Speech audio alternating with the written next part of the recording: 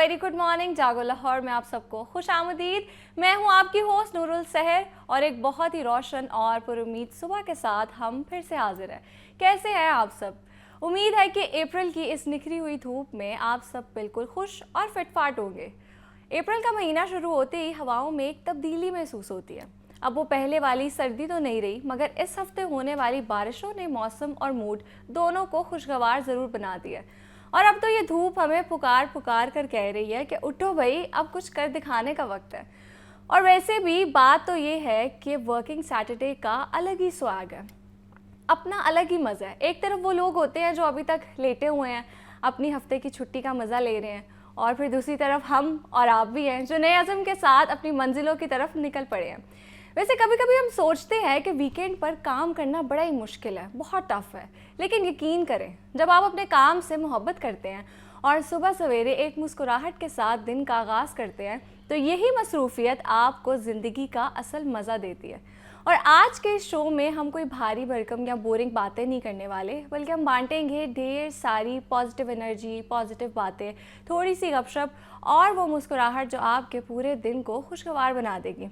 आगे बढ़ते हैं अपने पहले सेगमेंट की जानिब, और आज हम एक ऐसे खामोश कातिल पर बात करने जा रहे हैं जो पाकिस्तान में हर गुजरते दिन के साथ कदम जमा रहा है। और ताज़ा तरीन मेडिकल रिसर्च के मुताबिक पाकिस्तान में होने वाली तकरीबन 29% अमवात की वजह दिल की बीमारी है। हैरत अंगेज़ और तशवीशनाक बात यह है कि अब सिर्फ बुजुर्ग ही नहीं, बल्कि हमारे 70% नौजवान नस्ल भी मोटापे और हाई कोलेस्ट्रोल का शिकार होकर दिल के दौरे के निशाने पर है। और तहकीक बताती है कि हर 273 में से एक पाकिस्तानी जिनियाती तौर पर हाई कोलेस्ट्रोल का शिकार है। और जब हमारे खून की नालियां चर्बी की वजह से तंग हो जाती हैं तो दिल बेचारा कमज़ोर पड़ने लगता है। और आज हम हकीम साहब से ऐसे नुस्खे जानेंगे जो इन बंद शरियानों को खोल सकते हैं और दिल को नई ताकत दे सकते हैं। हमारे साथ मौजूद है हकीम सरफराज अहमद नूर साहब। अस्सलाम वालेकुम, कैसे हैं? वालेकुम सलाम, आई एम फाइन। अच्छा हकीम साहब, सबसे पहले तो हमें बताएं, जैसे कि अभी हमने बात की है कि कोलेस्ट्रोल बढ़ जाना ये बहुत ज़्यादा कॉमन होता जा रहा है, तो क्या वजूहात हैं? असल में यह है कि हमारे जिस्म में अल्लाह ताला ने मुख्तलिफ़ किस्म की चीज़ें जो है रखी हैं। खून है, बलगम है, सफ़रा है, सौदा है। ये कोलेस्ट्रॉल भी हमारी बॉडी का एक हिस्सा है। अच्छा। लेकिन इसका बढ़ जाना ज़रूरत से ज़्यादा, फिर ये कोलेस्ट्रॉल जब ये दो किस्म का होता है, एक बैड कोलेस्ट्रॉल, एक गुड कोलेस्ट्रॉल, वो बॉडी में उसका जो तज़ायद है ना, बढ़ जाना, वो बीमारी का बायस बनता है। उसकी भी हमें कोलेस्ट्रॉल की भी बॉडी को ज़रूरत है, लेकिन अगर उसकी मिनिमम मिकदार के मुताबिक हम अपनी ज़िंदगी बसर करें तो हमें कोई हार्ट की बीमारी या और कोई फालज, लकवा, राशा, ज़ियाबीतस, मोटापा नहीं हो सकता। मसला ये है कि उस कोलेस्ट्रॉल को हमने जो बढ़ गया है डिज़ोल्व कैसे करना है, ये एक बहुत बड़ा सवाल है। उसमें सबसे बड़ी बात यह है कि हमने अपनी ज़िंदगी को बड़ा पुरअसाइश बना ली। हम बिल्कुल जो है वो आराम तलब ज़िंदगी बसर कर रहे हैं। वर्जिश कोई नहीं, खाने पीने में कोई एहतियात नहीं। अब ये कोलेस्ट्रॉल क्यों पैदा होता है? ये सिर्फ ग़िज़ाई बेतदालियों की वजह से पैदा होता है। हमारे जिस्म में जब हम गलत किस्म की ग़िज़ा खाएंगे तो ज़ाहिर है उससे बीमारियां तो पैदा होंगी। बिल्कुल ऐसे है। और कोलेस्ट्रॉल जो है ये एक ऐसा अलार्मिंग कंडीशन है कि जब ये बढ़ जाए तो समझो आप मोटापे का शिकार भी हो सकते हैं, आप शुगर का, ब्लड प्रेशर का भी, आप जनाब जोड़ों की दर्द का भी शिकार हो सकते हैं। तो आपको ज़्यादा मसाइल हार्ट के भी पेश हो सकते हैं। तो इसलिए कोशिश करनी चाहिए कि हर वक्त इस फिक्र में रहें कि हम क्या खा रहे हैं और क्या खाना चाहिए। अगर हम परहेज़ करेंगे ना तो अल्लाह के फजल से फिर आप वो सत्ते ही खा रहे हैं, जिसे कहते हैं ना, वो फिर सत्ते ही खा रहे हैं। लेकिन जो बद परहेज़ी है वो हम इस तरफ ले जा रही है। तो कोशिश करनी चाहिए कि ग़िज़ा सादा, ज़िंदगी जो है मसरूफ़ हलचल वाली गुजारें, वर्जिश करें, सुबह सवेरे उठें। अच्छा हकीम साहब, ये बताएं कि जैसे कि आपने आगे बात की है, दो तरह के कोलेस्ट्रॉल्स होते हैं, तो गुड और बैड में क्या फ़र्क है? असल में यह है कि जो गुड कोलेस्ट्रॉल है वो हमारी बॉडी के लिए बहुत ज़रूरी है। ठीक है। बैड कोलेस्ट्रॉल जो उससे बीमारियां पैदा होती हैं। उससे ख़ास तौर पर हार्ट की बीमारी, क्योंकि हमारा जो दिल है ना, ये हमारे जिस्म का एक अहम तरीन जुज़ है। बिल्कुल ऐसे है। हमारे जिस्म में खून की जितनी सप्लाई होती है वो दिल से गुज़र कर जाता है खून, फिर दिमाग में जाता, फिर नीचे आता। इस तरह कई मन खून दिन में जो है वो गर्दिश करता है। अब जब खून गुज़रेगा, रास्ते में जिस तरह के मादे उसको मिलेंगे, जैसे कोलेस्ट्रॉल है, अगर ये कोलेस्ट्रॉल बढ़ जाए या बैड कोलेस्ट्रॉल ज़्यादा हो जाए तो वो खून में शामिल हो जाता है। जब खून में शामिल होगा तो आपकी शरीयानें जो हैं वो मतलब उनके अंदर जो है वो तंगी पैदा हो जाएगी, सांस लेने में दुश्वारी होगी, दिल के वाल्व बंद हो जाएंगे और दिल का दर्द होगा, एंजाइना होगा, आपको सांस ज़्यादा चढ़ेगा, आप मोटापे का शिकार हो सकते हैं। अच्छा, ये इब्तदाई अलामात हैं कि आपका दिल जो है। इब्तदाई अलामत। तो इसमें मतलब हमें बहुत, जैसे आपने अभी फिगर्स बताए हैं, मैं बड़ा अप्रिशिएट करता हूँ आपको, आपने बहुत अच्छी बात की कि पाकिस्तान में बहुत ज़्यादा लोग इसका शिकार हो रहे हैं। इसकी वजह यही है कि नाकस किस्म की चिकनाइयाँ और गलत किस्म की ग़िज़ा। और हकीम साहब, नौजवानों की तादाद तो दिन ब दिन बढ़ती जा रही है। हम देखते हैं हर दूसरे दिन खबर चल रही होती है, वीडियोस भी काफ़ी आती हैं। जैसे एक टीचर की भी आई थी, पढ़ाते पढ़ाते उनको अटैक आया और उसकी मौके पे डेथ हो गई। जैसे कि आपने पहले बताया कि ये एक खामोश कातिल है। ब्लड प्रेशर खामोश कातिल नहीं है, ये कोलेस्ट्रॉल उसकी काज बनता है। बिल्कुल ऐसे। ये कोलेस्ट्रॉल जब बढ़ जाए तो ये उसकी काज बन जाता है। तो इसमें हमें ये सोचना चाहिए, बल्कि ये चेक करते रहना चाहिए कि हमारा आया कोलेस्ट्रॉल नॉर्मल है या बढ़ गया।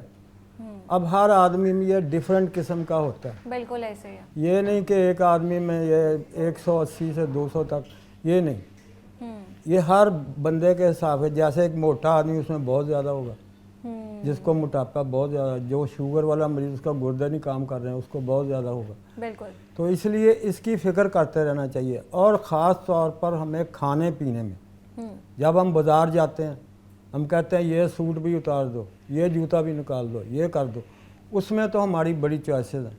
लेकिन जब हम खाने पीने की तरफ जाते हैं, बाज़ारों में नाकस किस्म की चिकनाइयाँ, नाकस किस्म का गोश्त, और ख़ास तौर पर ये बीफ जो है बड़ा गोश्त है, और ये जानवरों के मगज़ियात, सिरी, पाए, अच्छा, और गुर्दे वगैरह, ये सारे फुल ऑफ कोलेस्ट्रॉल है। अच्छा, लेकिन लाहौरी तो जब तक नाश्ते में ये ना खाएं उनको तो लगता है कि बस कुछ खाया ही नहीं है। उनका नाश्ता अधूरा होता है पाए के बगैर, निहारियों के बगैर। बात यह है कि तबीब लोग इससे मना नहीं करते हैं, लेकिन हर चीज़ की एक मिकदार है। बिल्कुल। Excess of everything is bad, आपने सुना होगा।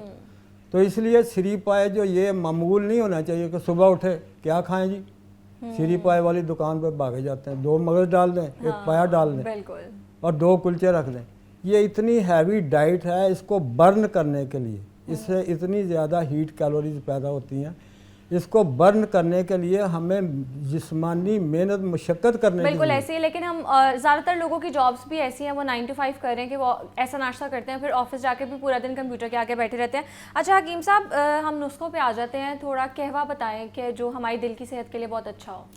दिल की सेहत बरकरार रखने के लिए सबसे ज़रूरी ये है कि हमारा खून जो है ना वो कोलेस्ट्रॉल से पाक हो, और खून पतला हो नॉर्मल सतह पर, ताकि वो आसानी से दिल की शरीयानों से गुजर कर हमें तवानाई, सेहत, ताकत, तंदुरुस्ती अता करे।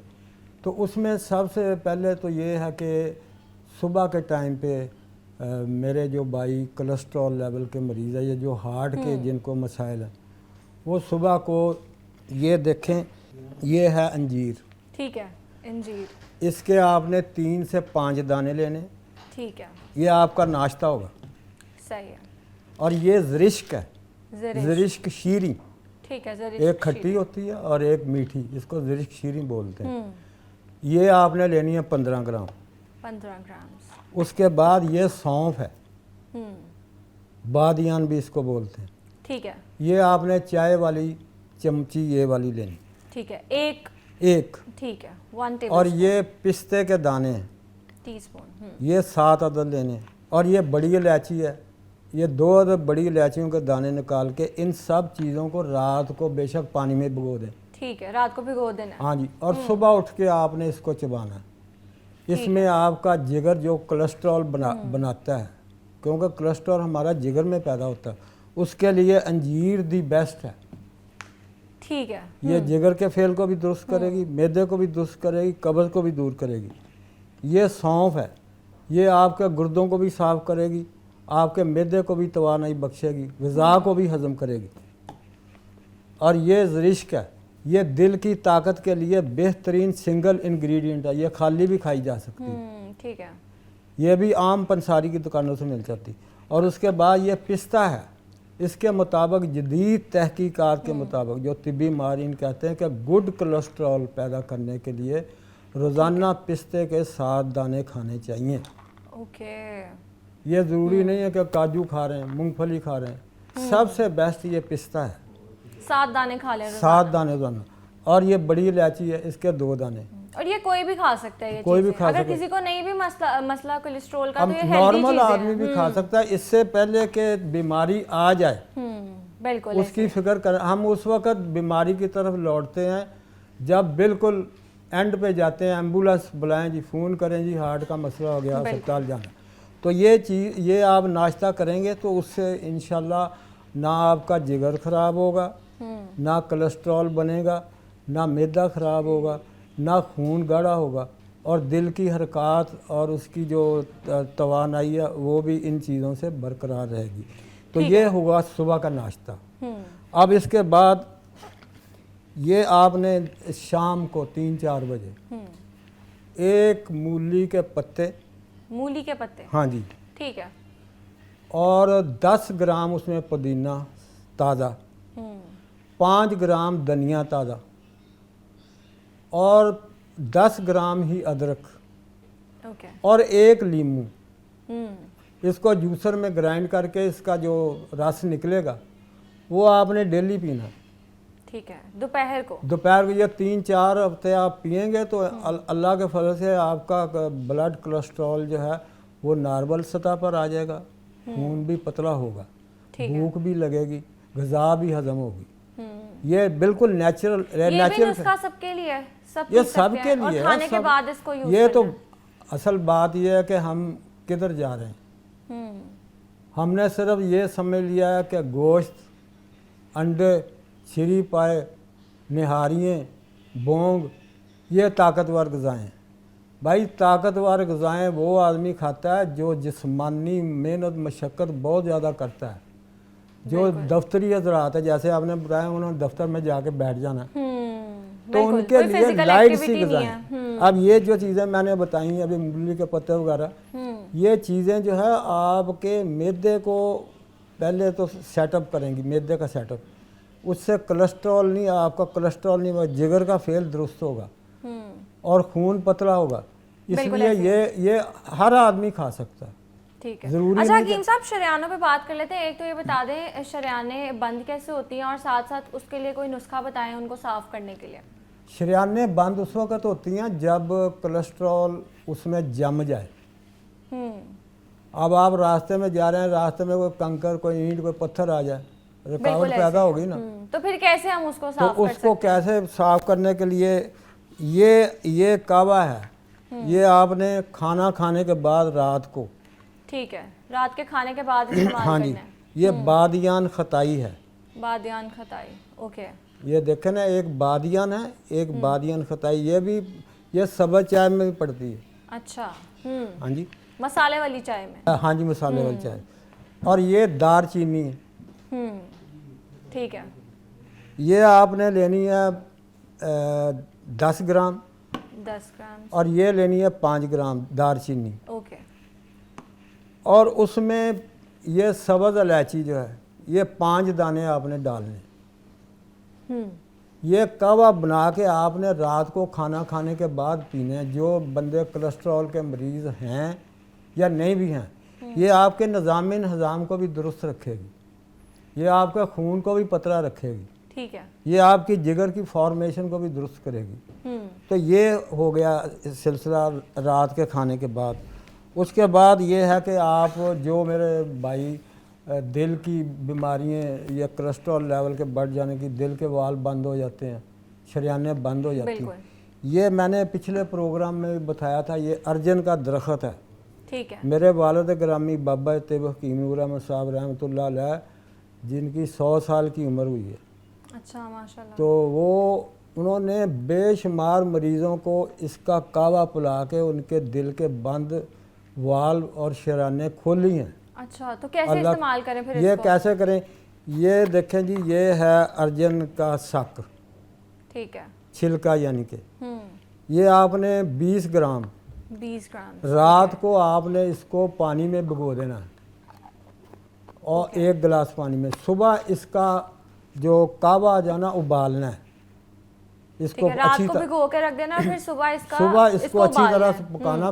फिर इसका ये कावा जो होगा, ये नीम गर्म करके इसमें शहद की छोटी चमची मिला के सुबह शाम आपने ये 3-4 हफ्ते ये अमल करें तो अल्लाह के फजल से दिल के बाल बंद जो हैं वो खुल जाएंगे, जो शरियानें सुकड़ गई हैं। और सुबह खाली पेट इस्तेमाल करना है इसको? खाली पेट, ठीक है। और शाम को 2 टाइम इस्तेमाल करें। तो ये 3-4 हफ्ते इस्तेमाल करें। ये नेचुरोपैथी है, इसका साइड इफ़ेक्ट कोई नहीं है। बिल्कुल। और ये अर्जन का दरख्त बेशुमार है हमारे इधर लगा हुआ, ये बाज़ार से भी इसका सक मिल जाता है। ठीक है। तो ये है नेचुरोपैथी, ये दिल की ताकत से तवानाई के लिए बहुत ज़रूरी। अब इसमें एक जो मेन मसला आ जाता है एंजाइना, हार्ट की तकलीफ। वो आदमी समझता है जी मेरा तो दिल गया बस, बिल्कुल ऐसे। लेकिन वो ये होता है कि उसमें जो आपकी वेनें या शरियानें, उसमें सुद्दा पैदा हो जाता है। अच्छा, उसको सुद्दा शरियान कल्बी बोलते हैं। तो उसका क्या हल है? उसका हल ये है कि मैं एक बिल्कुल आसान सा 1-2 नुस्खे बताता हूँ। एक तो वो हजरात अगर उनको दिल का ये अंजाना, बाजू में दर्द होती है, इसकी निशानी ये पूरा बाजू जो है ना आपका। कौन से वाला बाजू, सीधा ये या? हाँ, ये लेफ्ट वाला, लेफ्ट, जिस तरफ हार्ट है हमारा, इस बाजू में दर्द होती है, खिंचाव होता है। हाँ जी। तो उसमें आप ये है कि ये है नर कचूर, ये भी मिल जाती है, बड़ी आम सी चीज़ है। क्या नाम बताया आपने हकीम साहब? नर कचूर। अच्छा, इसको ज़रमबाद भी बोलते हैं। ये आपने लेनी है। और ये है शहद की मोम। अच्छा, ठीक ये है। भी पंसारी की दुकान से। इसको ग्राइंड करके फिर इसको बकायदा जो है वो कूट लें अच्छी तरह, और थोड़ा सा शहद मिला के इसकी गोलियां चने, काबली चने के बराबर बना लें। ये फौरी तौर पर मुंह में रखते ही आपका जो अंजाना का दर्द है या हार्ट का दर्द है, वो अल्लाह के फजल से, अल्लाह के करम से ठीक हो जाता है। ठीक है। तो ये भी है। और इस्तेमाल किस टाइम करना है इसको? ये इस्तेमाल आप जब दर्द हो, दिन में 3-4 दफ़ा एक गोली पानी के साथ या मुंह में रख लें। कोई नुकसान नहीं है इसका? नहीं, कोई इसी तरह मैंने बताया कि इमली वो आम सी चीज़ है, जो मेंडस उसको बोलते हैं। ये पंसारी की दुकान से मिल जाती है। इसको आपने जनाब मुंह में रख के चूसना, उससे भी आपका खून भी पतला होगा, दिल का दौरा भी ठीक है होगा। और दूसरा ये है कि सुबह के टाइम पे शहद 1 गिलास नीम गर्म पानी में, ठीक है, और वो आप उठ के पिएं। आधा लीमू का रस, बिल्कुल, ये आपने नीम गर्म करके ये सुबह को पीना। ये भी आपकी शरियानों को खोलने के लिए, आपके दिल के बिल्कुल ऐसे ही है, सही कहा आपने। और कोलेस्ट्रॉल के हवाले से बात कर रहे थे। आजकल एक बहुत ही कॉमन हेल्थ प्रॉब्लम बनता जा रहा है, और बाद में ये हार्ट हेल्थ को भी अफेक्ट करता है। और इसके हमने हकीमी नुस्खों पे बात की है और क्या चीज़ें हमें अवॉइड करनी चाहिए, डाइट के हवाले से भी बात किया। मेरे साथ मौजूद थे हकीम सरफराज अहमद नूर साहब, बहुत शुक्रिया आपके वक्त का। थैंक यू जी, मेहरबानी।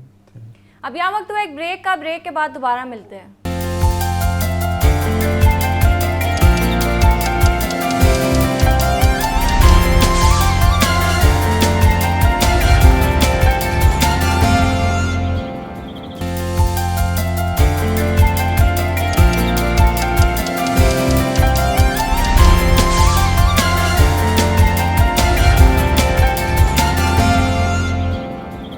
Welcome back. आगे बढ़ते हैं अपने सेगमेंट की जानिब और थोड़ा फैशन के हवाले से बात कर लेते हैं। फैशन आज के दौर में सिर्फ पहनने की चीज़ नहीं रहा, बल्कि हमारी शख्सियत को दिखाने का भी बेहतरीन तरीका बन गया।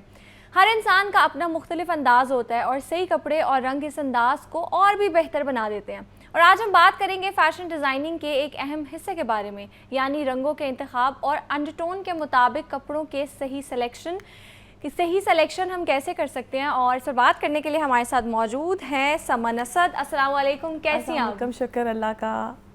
अच्छा समन, सबसे पहले तो बताएं कि जैसे अभी मैंने बात की है स्किन टोन और अंडरटोन में क्या डिफरेंस है, इसको इजी वर्ड्स में हमारी ऑडियंस के लिए एक्सप्लेन करें। बहुत आसान अल्फाज में बताना चाहूँगी। एक होती है स्किन सरफेस, जिसकी 3 तरह की इकसाम है। एक है लाइट, एक है मीडियम, एक है डार्क। जैसे कहते हैं ना फलां बड़ा गोरा है, ठीक है, तो वो लाइट हो गया। फलां का रंग ज़रा पक्का है, ज़्यादा डार्क है, तो फिर वो डार्क हो गया।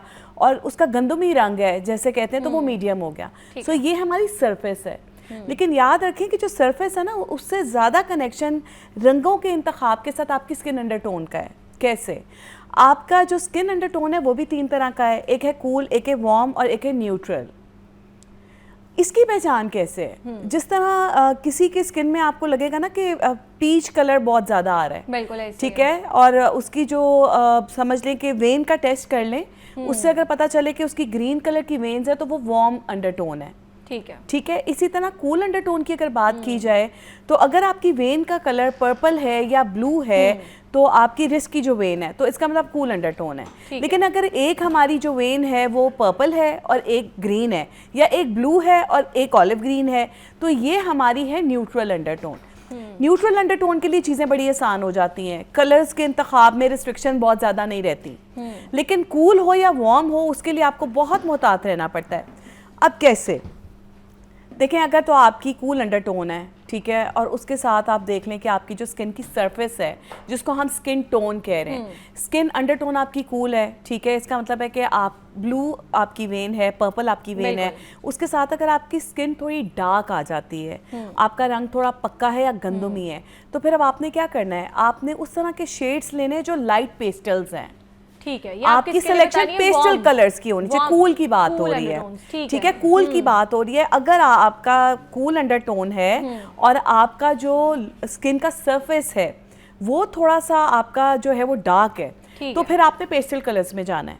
ठीक है। अब आप कहेंगे पेस्टल कलर्स तो आपने बता दिए, लेकिन कौन से कलर्स हैं? उसमें आपके लिए जो मुवाफिक रंग है वो रंग है जो ब्लू से मिलके बने हुए हैं, जो थोड़े से लाइटर शेड्स की तरफ चले जाते हैं। इसमें आपका लाइलेक भी आ सकता है, इसमें आपका आइस ब्लू आ सकता है, इसमें आपका पिंक का लाइट शेड आ सकता है, येलो का बिल्कुल लाइट शेड आ सकता है जो पेस्टल येलो। तो बिल्कुल लाइट पेस्टल्स की तरफ आपने चले जाना है। ठीक है, सॉफ्ट कलर्स की तरफ आपने चले जाना है। इसी के साथ अगर अब आपका कूल अंडरटोन है बट आपका डार्क कलर कॉम्प्लेक्शन है, आपका जो कलर का सरफेस है वो डार्क कलर है, पक्का रंग है, तो अब आपके लिए सबसे अच्छा एग्जाम्पल है, आप BBC के एंकर्स को देखें, ज़्यादातर डार्क सा सिटिंग देयर। आप उनके कलर्स देखें, they always wear bright colours.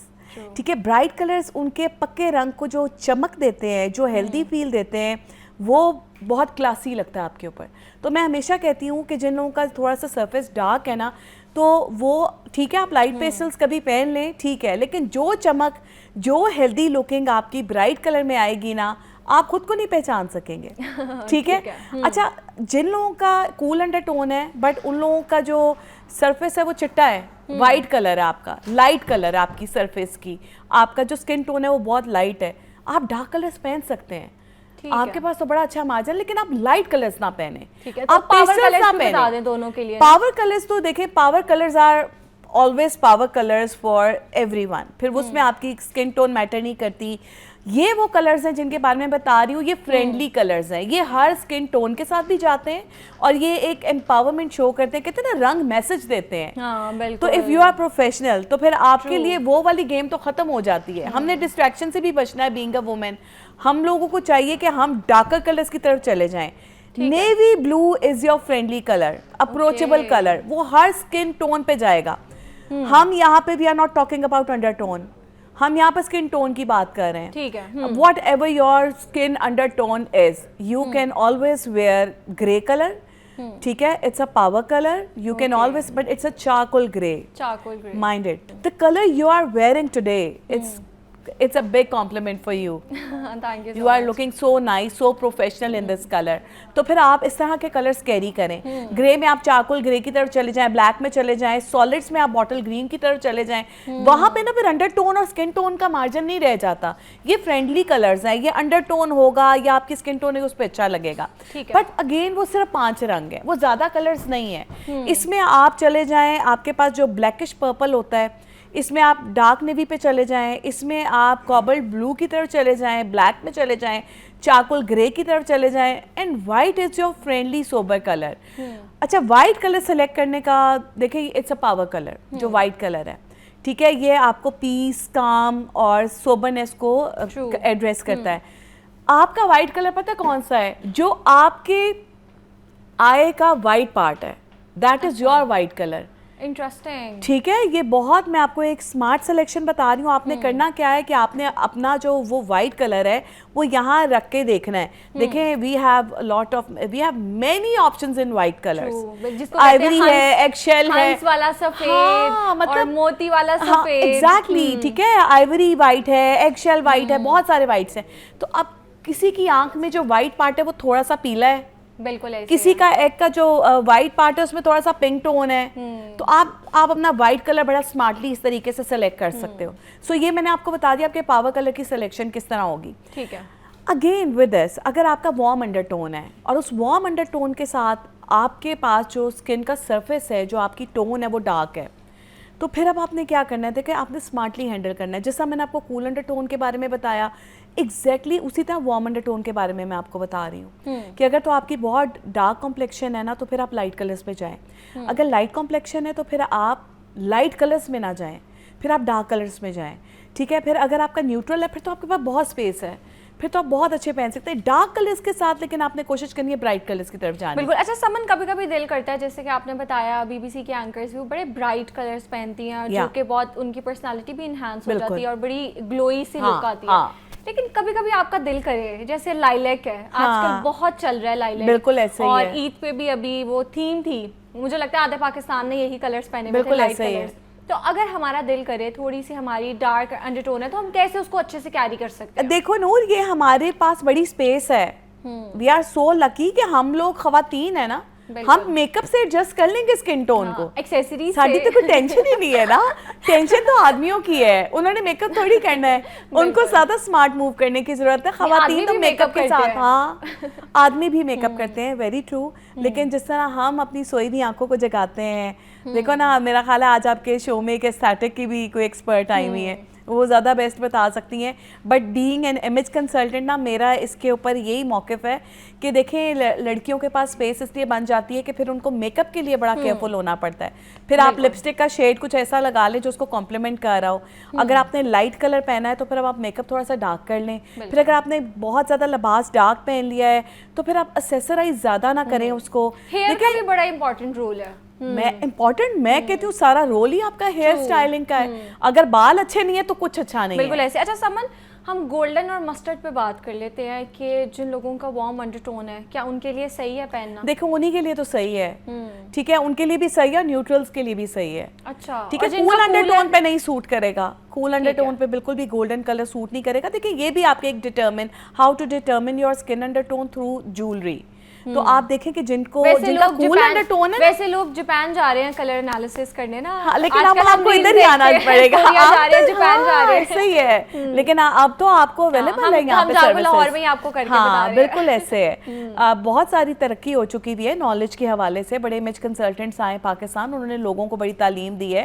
मैं कहती हूँ ब्रांड में जाते हैं ना, वहाँ पे सेल गर्ल, सेल बॉय आपको उस तरह से गाइड नहीं करता जैसे एक इमेज कंसल्टेंट आपको गाइड करता है. आप प्रॉपर कंसल्टेशन लें, उसके बाद मार्केट जाएं, फिर जाकर अपनी सिलेक्शन करें. सो आपकी जो मैं आपको बताई थी कि सिल्वर और गोल्ड, जो सिल्वर है ना वो कूल अंडरटोन और न्यूट्रल को बहुत अच्छा जाता है. लेकिन जो गोल्ड है ना वो वार्म अंडरटोन और न्यूट्रल को बहुत अच्छा जाता है. तो अगर आपने गोल्ड के इयररिंग्स पहने, वो आपके ऊपर नहीं जा रहे, बिकॉज आई एम न्यूट्रल. ठीक है, मेरी एक वेन ग्रीन है और एक पर्पल है, तो मैं तो न्यूट्रल हूँ, मुझे सारे रंग सूट कर जाते हैं। मैं अपनी वेन्स चेक कर रही हूँ। जो नहीं सूट करता ना मुझे कलर, वो जो थोड़ा सा डर्टी पर्पल होता है, डर्टी लाइलिक जिसको बोलते हैं, और एक ग्रीन का एक शेड है वो भी डर्टी ग्रीन है, वो भी मुझे सूट नहीं करता।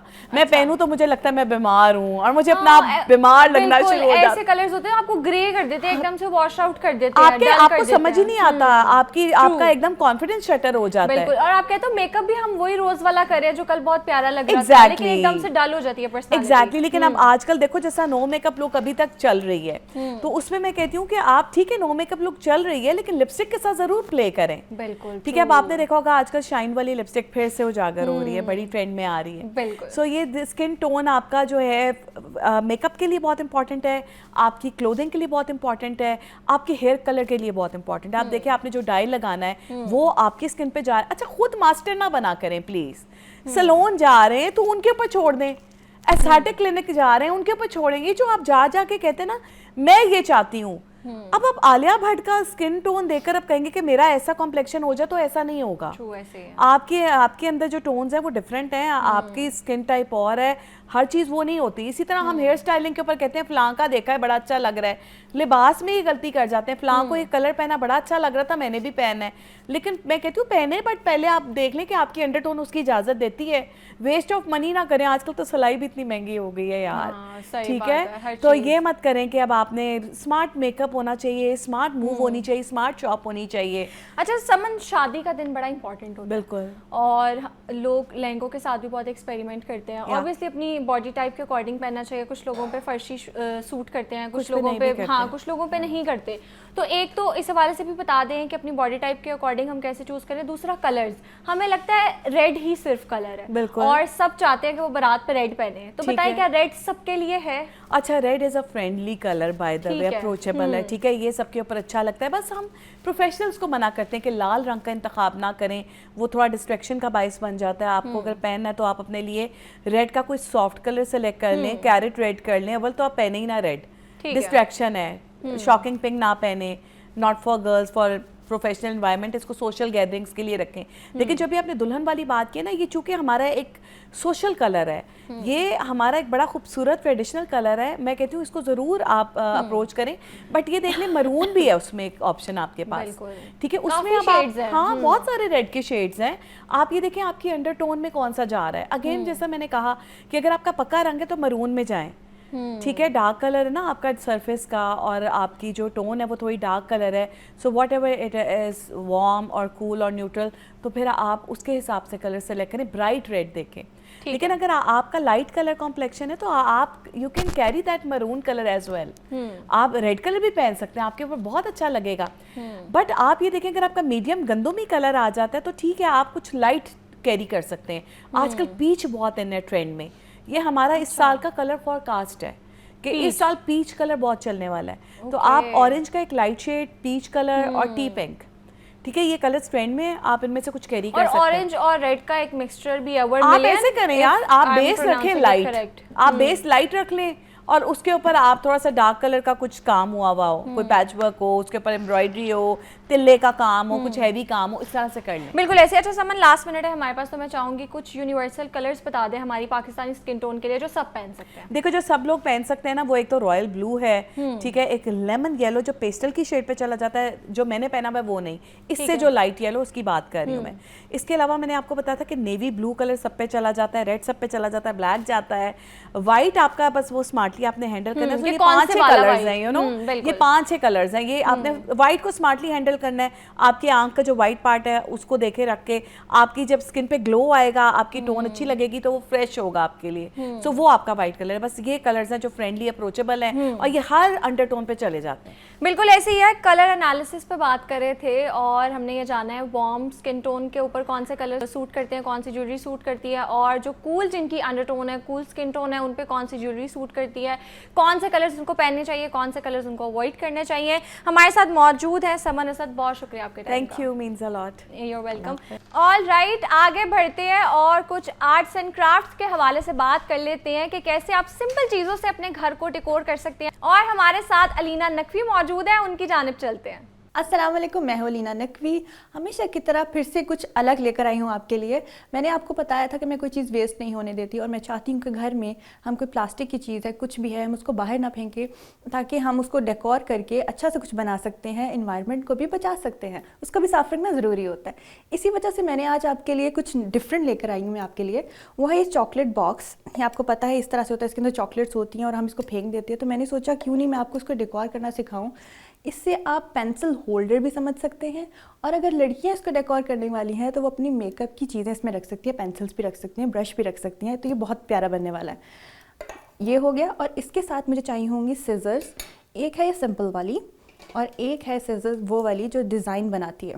ये देख रहे हैं आप, इस तरह डिज़ाइन वाली, जिसकी हेल्प से मैंने ये कुछ ग्लिटर शीट की ये स्ट्रिप्स इस तरह काट ली थी। ये है इस तरह काट के रखी थी, जो मैंने डेकोर करना है तो उस पर लगानी है। ये बहुत ही सिंपल है। और उसके साथ जो हमने चॉकलेट की बॉक्स के ऊपर शीट लगानी है, वो कलर मैंने चूज़ किया था ये वाला। ये फोमिक शीट है। ये आप फोमिक शीट लगाना चाहो, चार्ट पेपर लगाना चाहो, जो भी आपको पसंद है वो लगा सकते हैं।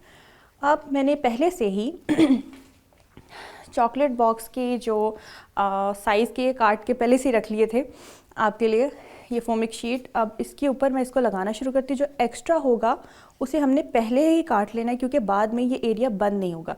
इसलिए मुझे लग रहा है ये इतना एक्स्ट्रा है, तो मैं उसको पहले ही कट कर देती हूँ कि बाद में से कट करना थोड़ा डिफ़िकल्ट हो जाएगा हमारे लिए। तो मैं इसे पहले एक जैसा बनाकर इस तरह कट कर लूँगी एक दफ़ा में इस तरह। ये भी वेस्ट नहीं होगा, कहीं ना कहीं इसके फ्लावर के लिए काम आ सकता है, डेकोर कर सकते हैं हम इससे भी। वेस्ट तो हम कुछ भी नहीं करेंगे।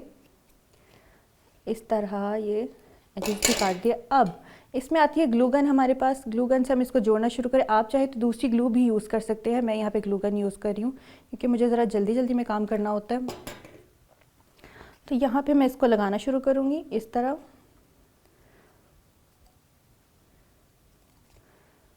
बस ध्यान रखना कि सीधा लग जाए, वरना वो टेढ़ा मेढ़ा फिर वो डेकोरेशन में बहुत ही बुरा लगेगा। इस तरह अपने हाथों को बचाते हुए, अगर बच्चे कर रहे हैं तो बड़ों का होना उनके पास बहुत ज़रूरी है, हमेशा बताती हूँ। उसके बाद ये जो एरिया है इसको भी कवर कर देंगे बहुत ही आराम से। अब मैं इसको रख दूँगी साइड पे, क्योंकि ये तो रेडी हो गया। अब इसका दूसरा एरिया है, दूसरा है वो साइड, वो भी करनी है हमें डेकोर। उसको भी जल्दी से हम इसी तरह डेकोर कर लेंगे शीट की हेल्प से। इस तरह लगा दिया। यहाँ पर भी मैं लगाती जाऊंगी, कवर होता जा रहा है खुद ही।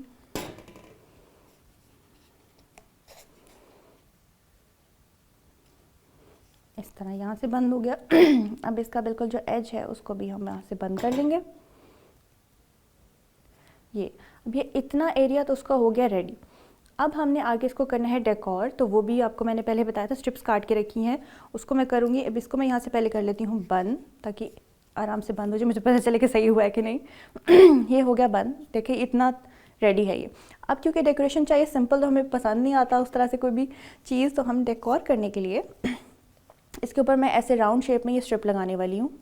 तो मैं इसको भी पहले यहाँ पे थोड़ी सी ग्लू लगा लूँगी, और जो एक्स्ट्रा पार्ट होगा उसे काट लूँगी, या उसी को ही डेकोर करने के लिए साइड्स पे कवर कर लूँगी। अब आपकी मर्ज़ी है, आप जैसे मर्ज़ी इसको डेकोर करना चाहो, या जो मर्ज़ी शीट की कलर यूज़ करना चाहो, जो भी आप करना चाहो वो कर सकते हो। मैं यहाँ पे इसको इतना कट करना चाह रही हूँ ताकि एक्स्ट्रा पार्ट मैं बाकी नीचे से लगा लूँ।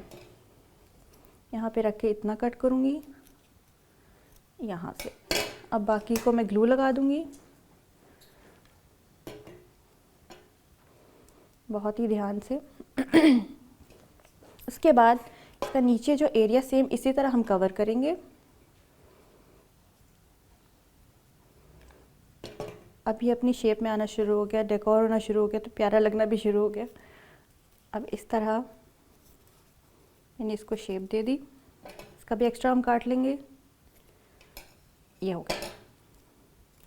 अब ये इतना रेडी है। अब बाकी जो मैंने इसमें काट के रखे थे उसको भी आपने इसमें डेकोर करने के लिए लगाना। अब आपकी मर्ज़ी कि आप ये राउंड में ही लगाना चाह रहे हो, मैं इसको लगाना चाह रही हूँ इस तरह स्ट्रिप्स में, थोड़ा सा टेढ़ा करके, इस तरह के ये इस तरह कवर हो जाएगा एक दूसरे के साथ इस तरह। और दरमियान से मैं इस एरिया से काटूंगी क्योंकि हमने जब उसको ओपन करना है वरना वो ओपन नहीं होगा। अब मैं इस तरह यहाँ से इसको कवर करना शुरू करती हूँ। यहाँ पे पहले लगाऊंगी यहाँ तक मैंने ग्लू लगा दी है। अब इस तरह यहाँ तक जब आ गया, उसको बाकी पार्ट को आपने काट लेना जो एक्स्ट्रा, क्योंकि वो नीचे से ओपन होने में मुश्किल हो जाएगी बाद में। एक्स्ट्रा पार्ट को मैं बिल्कुल यहाँ रख के कट कर दिया। अब इसी को हम नीचे वाले बिल्कुल एरिया से उसके साथ ही स्टार्ट कर देंगे इधर। यहाँ पे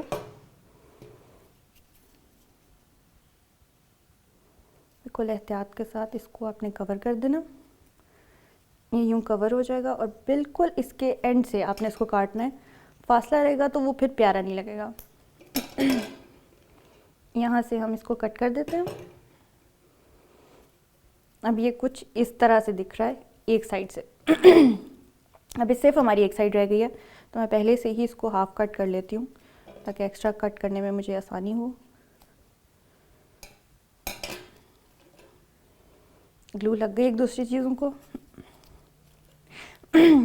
अब इसी तरह मैं इसको भी बिल्कुल ऑपोजिट, जैसे इस साइड पे हमने किया था, अब मैं इसको इस साइड से इधर लगाने लगी हूँ एक साइड, बिल्कुल उसी तरह से। बस आपने ख्याल रखना है कि आपने इसको पूरा नहीं बंद करना वरना ये फिर ओपन नहीं होगा, बस ये ख्याल रखना है आपने।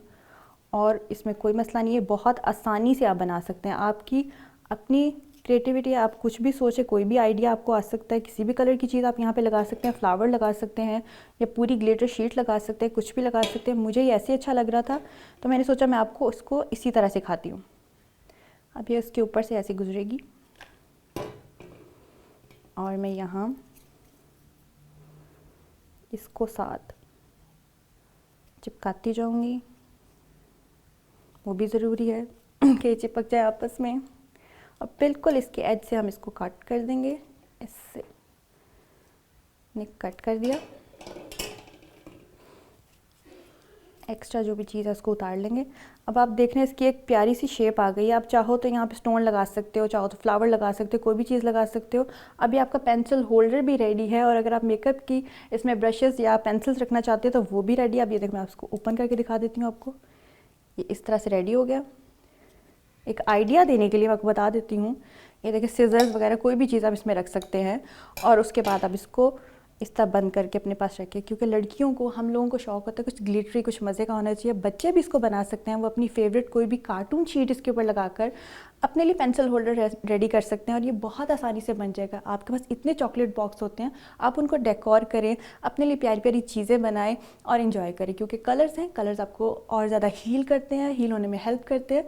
तो ये आपके लिए बहुत अच्छा रहेगा। मुझे उम्मीद है आपको ये बहुत अच्छा लगा होगा और आप इसको ट्राई भी करेंगे। आज के लिए सिर्फ इतना ही। सी यू नेक्स्ट टाइम। अल्लाह हाफिज़। बहुत शुक्रिया आपका। अब यहाँ वक्त हुआ एक ब्रेक का। ब्रेक के बाद दोबारा मिलते हैं।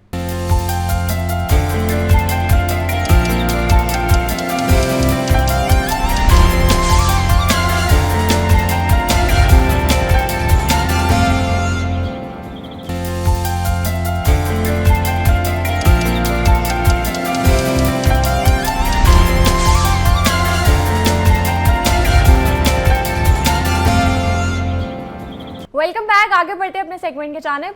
और हम सब अपनी रोज़मर्रा की ज़िंदगी में खुशी, सुकून और ज़हनी इत्मीनान की तलाश में रहते हैं, मगर अक्सर हम ये समझते हैं कि इसके लिए कुछ बड़ा, ये एक्स्ट्रॉर्डनरी करना बहुत ज़रूरी है, लेकिन हकीकत इसके ऑपोजिट है। बाज़ औक़ात एक छोटा सा अच्छा अमल, जैसे किसी को खुलूस से सुन लेना, शुक्रिया अदा करना या किसी अजनबी के लिए आसानियाँ पैदा करना, हमारे दिल को ऐसी खुशी देता है जो देर तक कायम रहती है। और आज के इस सेगमेंट में हम बात करेंगे छोटी छोटी नेकियों की, जो ना सिर्फ दूसरों की ज़िंदगी में मुस्बत तब्दीली लाती है बल्कि हमारी अपनी ज़हनी सेहत को भी बेहतर बनाती है। हमारे साथ मौजूद है माहिर नफ्सियात, जो हमें बताएं बताएंगे कि किस तरह रोज़मर्रा की सादा सी मेहरबानियाँ हमारी सोच, एहसासात और मजबूरी ज़िंदगी को मुस्बत अंदाज में बदल सकती हैं। मेरे साथ मौजूद है डॉक्टर नबिया अली खान। अस्सलाम वालेकुम, कैसी हैं आप? वालेकुम अस्सलाम, करम अल्लाह की ज़ात का, आप सुनाइए। अल्लाह का शुक्र। अच्छा डॉक्टर नबिया, जैसे कि हमने बात की है कि जो छोटे छोटे एक्ट ऑफ काइंडनेस है ना, वो आपकी मेंटल हेल्थ को बहुत अच्छा कर देते हैं। ऐसा ही है। तो इसको थोड़ा एक्सप्लेन करें कि कैसे पॉजिटिव चेंजेस लाते हैं हमारी ज़िंदगी में।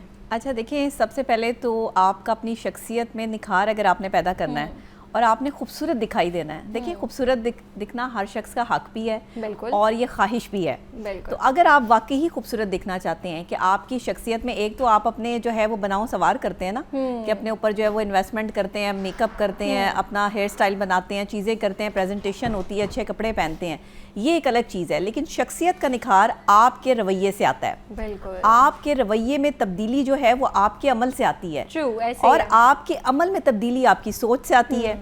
तो इसका मतलब कि सबसे पहले हमें अपनी पॉजिटिव सोच पे काम करना है। अगर आप चाहते हैं कि रोज़मर्रा ज़िंदगी में आप ज़हनी तौर पे खुशहाल रह सकें या खुश रह सकें, तो आपको चंद टिप्स को फॉलो करना पड़ेगा, बल्कि मैं इसको रेमेडीज़ कहती हूँ। साइकोलॉजिकल पॉइंट ऑफ व्यू में इसको रेमेडीज़ बोला जाता है कि आप डेली अपनी एक रूटीन सेट करें। आपका एक पूरा प्रोसीजर होना चाहिए लाइफ जीने का भी। ऐसा नहीं है कि मतलब लाइफ आपकी जो है वो गुजर रही है और आप गुजार रहे हैं। हम में से 80% लोग तो सिर्फ लाइफ को जो है वो गुजार ही रहे हैं। उनकी लाइफ जो है वो ऑटोमेटिकली बस जैसे रोज़ाना की रूटीन है, सुबह उठना, अपने काम पे चले जाना, खाना खाना, वापस आ जाना, सो जाना, या रोबोटिक लाइफ। हाँ, रोबोटिक लाइफ है। इमोशंस डेड हो गए लेकिन ये उन लोगों की है जो काम करते हैं। जो काम बिल्कुल नहीं करते उनकी तादाद ज़्यादा है। वो तकरीबन 40% 45% लोग ऐसे हैं जो काम करते नहीं है, सारा दिन सोते रहते हैं, जिनकी सुबह ही जो है वो 2 बजे के बाद होती है। अब ऐसे लोग सारा दिन में क्या अच्छा काम करेंगे, या क्या उनका मेंटल हेल्थ जो है वो अप्रोच करेगा, या उनकी ज़िंदगी में क्या खुशी आएगी कि जिन्होंने सुबह जो है वो देर से सो के उठना है, बिल्कुल, जिन्होंने सुबह जल्दी उठना ही नहीं है। देखिए, सुबह जल्दी उठने की आदत आपको बहुत ज़्यादा एक्टिव करती है। और आपकी जो साइकोलॉजिकल सिचुएशन है, जिसमें आपके स्ट्रेस है, डिप्रेशन है, एंजाइटी है, इसको रिलीज़ करती है। कैसे? क्योंकि जब आप सुबह के टाइम जो है वो उठते हैं, आपको एक फ्रेश एयर जो है वो देखने को मिलती है, आपको महसूस करने को एक फ्रेश एयर मिलती है। आप जब बाहर निकलते हैं, वॉक पे जाते हैं, तो आपको एक अलग सा जो है वो फीलिंग आती है। और जब तक आप अपनी ज़िंदगी में वॉक को अहमियत नहीं देंगे, जब तक आप वॉक नहीं करेंगे, तब तक आपको किसी चीज़ का भी मज़ा नहीं आएगा। छोटी छोटी तो आपने जो है वो कहते हैं ना कि अच्छी बातें करनी ही है, आप जो है वो छोटी छोटी अच्छी चीज़ें करें, लेकिन उससे पहले आप अपनी शख्सियत के निखार के लिए जो है वो चंद चीज़ें करें, जिसमें 3 चीज़ें मैं आपको बता देती हूँ।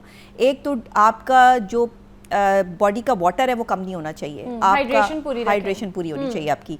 आपका जो इनटेक है वाटर का वो ज़बरदस्त होना चाहिए। यानी कि अगर आपने जो है वो सारा दिन में 4 बॉटल्स पानी की जो है वो पी हैं 1.5 लीटर की, तो वो काफ़ी है। लेकिन अगर इससे को 3 बॉटल्स पे 2 बॉटल्स पे भी आप इत्तेफाक करते हैं, तो कम नहीं होना चाहिए पानी बॉडी में। उसकी वजह ये है कि इससे खुश्की बढ़ती है, आपकी स्किन पर ड्राइनेस आ जाती है, आपके बाल गिरने शुरू हो जाएंगे, आपको डिप्रेशन शुरू हो जाएगा, आपको एंजाइटी शुरू हो जाएगी, और आपका खाने को दिल नहीं करेगा, स्टमक आपका काम नहीं करेगा। तो फिर आप अच्छी चीज़ें कहाँ से करेंगे? तो पहले ये 3 चीज़ें सीखें कि आपने जो है वो जिस्म में पानी की कमी नहीं होनी देनी, डिहाइड्रेशन नहीं होनी चाहिए। दूसरे, आपका वॉक स्टाइल होना चाहिए। डेली आपकी रूटीन होनी चाहिए कि आप मॉर्निंग या इवनिंग वॉक पर जाएं। ये रूटीन आपने जो है वो अपने साथ रखनी है। तीसरी खास बात, अपने फूड में आप बहुत चूज़ी हो जाएं, क्योंकि ये जो आप तली हुई चीज़ें खाते हैं, ये जो आप बाज़ार से लेके चीज़ें खाते हैं, ये जो आप मिर्च मसाले वाली चीज़ें खाते हैं, और बाज़ार के खाने को अवॉइड करें। ज़्यादा से ज़्यादा आप फ्रूट्स की तरफ और सब्जियों की तरफ आ जाएं। एक तो आपकी मेंटल हेल्थ भी अच्छी रहेगी, दूसरे आपको खुद से अच्छा फील होगा। बेसिकली तो हमारा मेंटल हेल्थ का अच्छा होना ज़रूरी है ना। तो ये 3 काम करें इस चीज़ के लिए। सेकेंडली, अब हम स्टेप पर आते हैं कि हमें अच्छे अच्छे काम कौन से करने हैं। बिल्कुल। देखें, ये आपने अपनी ज़ात के लिए अच्छे काम किए, अब आपने अपनी ज़ात के लिए कुछ और अच्छे काम करने हैं, जिसमें सबसे पहले कुरान पाक में अल्लाह ताला इरशाद फरमाते हैं कि अल्लाह को वो लोग पसंद हैं जिनके दिल चिड़िया से भी ज़्यादा नरम है। जो नरम बातें करते हैं, जिनमें आजिज़ी है, इनकसारी है, जो लोगों की खिदमत या मदद करने का जज्बा रखते हैं। देखिए, अगर एहसास से आ रही हो तो इंसान भी है पत्थर। इंसान का फिर क्या फ़ायदा? इंसान को इंसानियत के लिए बनाया गया है। इंसान को यहाँ पे मगरूर करने के लिए, अपने ऊपर जो है वो तकब्बुर करने के लिए, अपनी अना में, अपनी ईगो में जो है वो लाइफ गुजारने के लिए नहीं भेजा गया कि आपने अपनी ज़िंदगी को अपने मुताबिक जीना है। आपने अपनी ज़िंदगी को आसान करना है लोगों के साथ बांट के। और लोगों के साथ बांट के, क्या ये नहीं कि आप फजूल लोगों की गैदरिंग में बैठ रहे हो, बिल्कुल, आप झूठे लोगों की कंपनी गैदरिंग में बहुत बैठ रहे हो, मैटर करती कंपनी है। बहुत मैटर Because करती you है। are what your company is. Exactly, मौला अली अलैहिस्सलाम फरमाते हैं कि अगर किसी को आपने जज करना है, किसी को आपने उसकी शख्सियत का अंदाजा लगाना है, तो आप उसके दोस्त देख लें कि वो कैसे दोस्तों में उठता बैठता है। उसके दोस्त और उसके उठने बैठने की जगह आपको जाहिर करेगी कि ये शख्स कितना क्रेडिबल है। देखिए, एक अच्छा बंदा जो है वो अच्छी जगह पर आपको मिलेगा, बिल्कुल, लेकिन एक बुरा शख्स जो है वो आपको बुरी जगह पे मिलेगा। उसका बुरी जगह पे दिल क्यों लगता है? क्योंकि उसके जहनियत और उसके अंदर का जो गंद है वो उसको मजबूर करता है। इसलिए वो बंदा कभी भी जो है वो काइंडनेस नहीं कर सकता, इसलिए वो बंदा कभी भी काइंड नहीं हो सकता, कभी भी उसके दिल में अल्लाह का खौफ नहीं हो सकता, जिसके दोस्त जो है वो अच्छे ना हो। बिल्कुल ऐसे। जब आपके दोस्त कहते हैं कि मोहब्बत का तकाजा ये है कि आपका पहला स्टेप ये है कि जिस शख्स से आप मोहब्बत करते हैं ना, आप उसका दीन संवार दें, उसके बाद आप उसकी दुनिया संवारें। सबसे पहले आपका Very important point. आपका दीन है। सबसे पहले आप जिस दीन से आपका ताल्लुक है, आप जिस मजहब से ताल्लुक रखते हैं, सबसे पहले आपने उसको समझना है। जिसने इसको समझ लिया उसने अपनी शख्सियत को समझ लिया। हमारे यहाँ यंगस्टर्स में जो प्रॉब्लम है, जेनजी में प्रॉब्लम है, या अल्फ़ा बीटा जो जनरेशन्स आगे आएंगी, उनके प्रॉब्लम ये है कि उनके जो बुजुर्ग हैं उनकी अपनी तरबियत सही नहीं है। देखिए, जिसको यही नहीं पता कि सही और गलत में जो है वो आपने अपने बच्चे को समझाना क्या है, तो उसका बच्चा कभी भी जो है वो आजी और इनकसारी की तरफ नहीं आएगा, अच्छे काम नहीं करेगा। और वेलबींग और ये सारी चीजों की कि हमने बताना क्या है, समझाना क्या है। और एग्जैक्ट इसी पॉइंट को मद्देनजर रखते हुए आज की जो जनरेशन है वो एंजाइटी का शिकार है। बिल्कुल ऐसे ही है। हमारे स्टूडेंट्स को देख लें, हमारे जो है वो यंगस्टर्स को देख लें, कम उम्र में अगर शादी हो जाती है तो आप शादी के मसाइल को देख लें, तो छोटे छोटे अच्छे काम हम कहाँ करेंगे जब हम खुद ही परेशान हैं। नहीं करते बच्चों की, बस शादी करवा देते हैं, उनको नहीं बताते कि आपने उसको गुजारनी कैसी है। सारा दिन में अपनी एक रूटीन बनाएं कि आप सुबह उठें, सुबह उठ के अपने काम पे जाएं। आपका जो भी काम है, व्हाटएवर आप कुछ भी करते हैं, भाई आप जाके कहीं सफाई करते हैं, लेकिन आप सुबह उठ के जाएं और अपना जो है वो काम करें। काम करके बेशक आप दोपहर को वापस आएँ। दोपहर का सोना थोड़ी देर का, वो जिसे कैलोला कहते हैं आप, कि थोड़ी देर का सोना बहुत अच्छा है, आपकी सेहत के लिए भी अच्छा है। अच्छा, उसमें आप रूटीन अपनी बनाएं कि उसके बाद आपको क्या करना है। ये आपकी जहनी सेहत के लिए बहुत बेहतरीन चीज़ें हैं जो आपको रिलैक्स करेंगी। उसके बाद आप कुछ ऐसे लोगों से मिलें जिन्हें आपकी ज़रूरत है, जो ज़रूरतमंद हैं। जब आप किसी ज़रूरतमंद की ज़रूरत को पूरा करते हैं ना, तो आप ज़रूरतमंद ये नहीं कि आप किसी की बुरी ज़रूरत को पूरा कर दें। अब किसी ने जो है वो गलत काम करने के लिए जाना है तो आप उसे पैसे दे दें, अब किसी ने गलत जगह पे बैठना है तो आप उसकी मदद कर दें। नहीं, जो बंदा किसी की फ़ीस जमा करवा दें, कोई किसी बच्चे के पास जो है वो पैसे नहीं है, किसी के घर का राशन डलवा दें, कि किसी के जो है वो घर के हालात जो है वो इस तरह के नहीं है। अपने दोस्तों में देखें कि कहीं कोई परेशान तो नहीं है, किसी की जेब खाली तो नहीं है, उसकी थोड़ी सी जो है वो मदद कर दें। लेकिन लोगों को पड़ोसियों में देखें, अपने पड़ोसियों में देखें, इर्द गिर्द देखें, लेकिन उनकी मदद करें जिनकी मदद करके आप भूल जाएं कि आपने इनकी मदद की है। ऐसे ही है, वरना लोग तो जताते रहते हैं। ज़हनी सेहत आपकी बिल्कुल खत्म हो जाती है उस वक्त जिस वक्त आप ये सोचना शुरू कर देते हैं कि मैंने इस शख्स की मदद की थी, इसने तो मेरे लिए कुछ किया ही नहीं। एग्जैक्टली। आपने जब नेकी करनी है तो आपने दरिया में डाल देनी है। बिल्कुल ऐसे ही है। अपनी नेकियों को जमा करते रहें, अल्लाह के हाँ इसका हिसाब होना है, बंदे ने आपको कुछ नहीं देना। बिल्कुल। जिस इंसान ने ये सोच लिया ना कि मेरी नेकियों का हिसाब सिर्फ अल्लाह के हाँ है, मेरी नेकियों का हिसाब बंदे से नहीं मिलना, मैं ये समझती हूँ और मेरा ये तजर्बा भी है कि जब आप किसी के साथ नेकी करें और वो आपके साथ बदी करे तो समझें कि आपकी नेकी कबूल हो गई। और ये मौला अली अलैहिस्सलाम का कॉल भी है। वो फरमाते हैं कि अगर तुमने ये आजमाना है कि तुम्हारी नेकी कबूल हो गई तो तुमने जिसके साथ नेकी की है ना, वो तुम उसके जो है वो उसके शर से तुम बच नहीं पाओगे। वो तुम्हें ऐसी जो है वो पीठ पे वार करेगा, तुम उसके साथ अच्छा करोगे, वो तुम्हारे साथ बुरा करेगा। ये आज के लोगों का स्टाइल हो गया है। तो काइंडनेस कहाँ से आएगी? तो आप एक अच्छे इंसान कहाँ से बनेंगे जब आपके पास कोई अपनी ज़िंदगी की पॉलिसी नहीं है, अपनी ज़िंदगी के कोई स्टेप्स ही नहीं है, कोई रेमेडीज़ नहीं है। उसके बाद आप लोगों की सुना करें। बिल्कुल, अच्छे लिसनर्स बन जाएं। हमारे तो आधे मसाइल घर के भी हल हो जाएं, पेरेंट्स के बच्चों के साथ, मियाँ बीवी के आपस में, अगर वो सुनना शुरू कर दें। हम अच्छे सुनते ही नहीं हैं, हैं, हम सुनाते हैं। बिल्कुल ऐसे है। सुनना शुरू करें। लोगों की परेशानियों में उनके आप कुछ नहीं कर सकते। चलें जी, आप तसल्ली तो दे सकते हैं, अच्छा मशवरा दे सकते हैं, अच्छा मशवरा दे सकते हैं, एग्जैक्टली। लेकिन अगर कोई देखें, एक तो मैं हमेशा ये कहती हूँ कि अगर आपने ज़िंदगी को सुकून से गुजारना है ना, तो मोहब्बत से परहेज़ करें। अच्छा। दुनिया का सबसे बड़ा तकलीफ दे अमल ये है कि कोई आपको मोहब्बत में तोड़ जाए। आपको पता है कि ये भी जो है वो पूरे का पूरा, जैसे आप जो है वो इक़दाम कत्ल होता है ना, कि आपने किसी को कत्ल कर दिया है, आपको आप पे 302 लग गई है। जो किसी का दिल तोड़ता है ना, उसको तकलीफ पहुंचाता है, अजियत पहुंचाता है, वो उस शख्स की पूरी लाइफ को डैमेज कर देता है। ट्रू, इसलिए तो सजा भी है। लोग इसकी, दिल इसीलिए अच्छे तोड़ने काम की। नहीं कर पाते, लोग इसीलिए मेंटली स्ट्रेस में होते हैं। वो अच्छे काम कहाँ से करें? वो अच्छे काम करने के लिए भी तो आपको अपना मेंटल हेल्थ जो है वो लेकिन प्रॉपर चाहिए डॉक्टर ना। नबिया, क्या इंसान के अपने इख्तियार में है कि वो मोहब्बत ना करे? क्योंकि कहते हैं मोहब्बत अंधी होती है। देखिए, मोहब्बत अंधी होती है तो कम से कम आप थोड़ी सी जो है वो आंखों से पट्टी हटाकर ये देख लें कि जिस शख्स से आप मोहब्बत कर रहे हैं ये शख्स आपके लायक भी है कि नहीं। लेकिन मैं समझती हूँ कि जब आपसे गलती हो जाए तो उस गलती को मजीद गलती पे गलती और गलती पे गलती ना करें, ठीक है, वहीं रुक जाएं, क्योंकि वो आपके लिए ज़्यादा तकलीफ दे है कि वो आपके साथ रह के आपको अजियत पहुँचा रहा है। आप कुछ अच्छा नहीं कर पाएंगे, आप किसी मुकाम पे नहीं पहुँच पाएंगे।